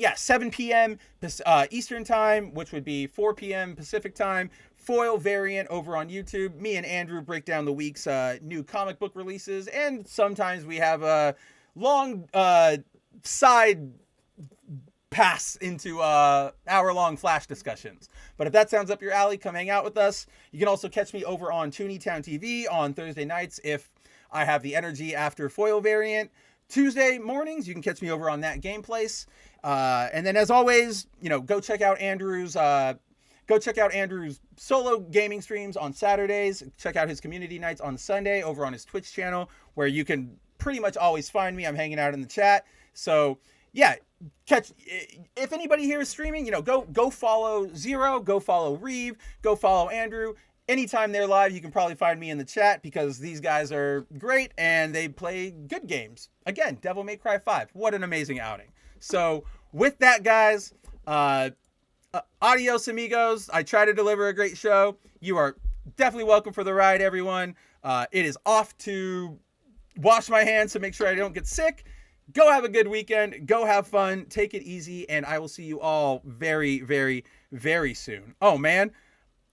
I forgot I have 2 end buttons, and one of them is for the Christmas outro that I did, and one of them is for our regular outro. I wonder which one it's going to be. Let's find out. Anyway, guys, until next time, take it easy. As the creator of Mara Jade, Wait! I am not the creator of Mara Jade, and I want you to get out of this office right now. I'm sorry, Zeb. No way. You brought No it on way. You brought it on yourself. I don't want you here. I'm so Out. sorry, George. I didn't think it would go like this. Out. Ted, I got your voucher. Out!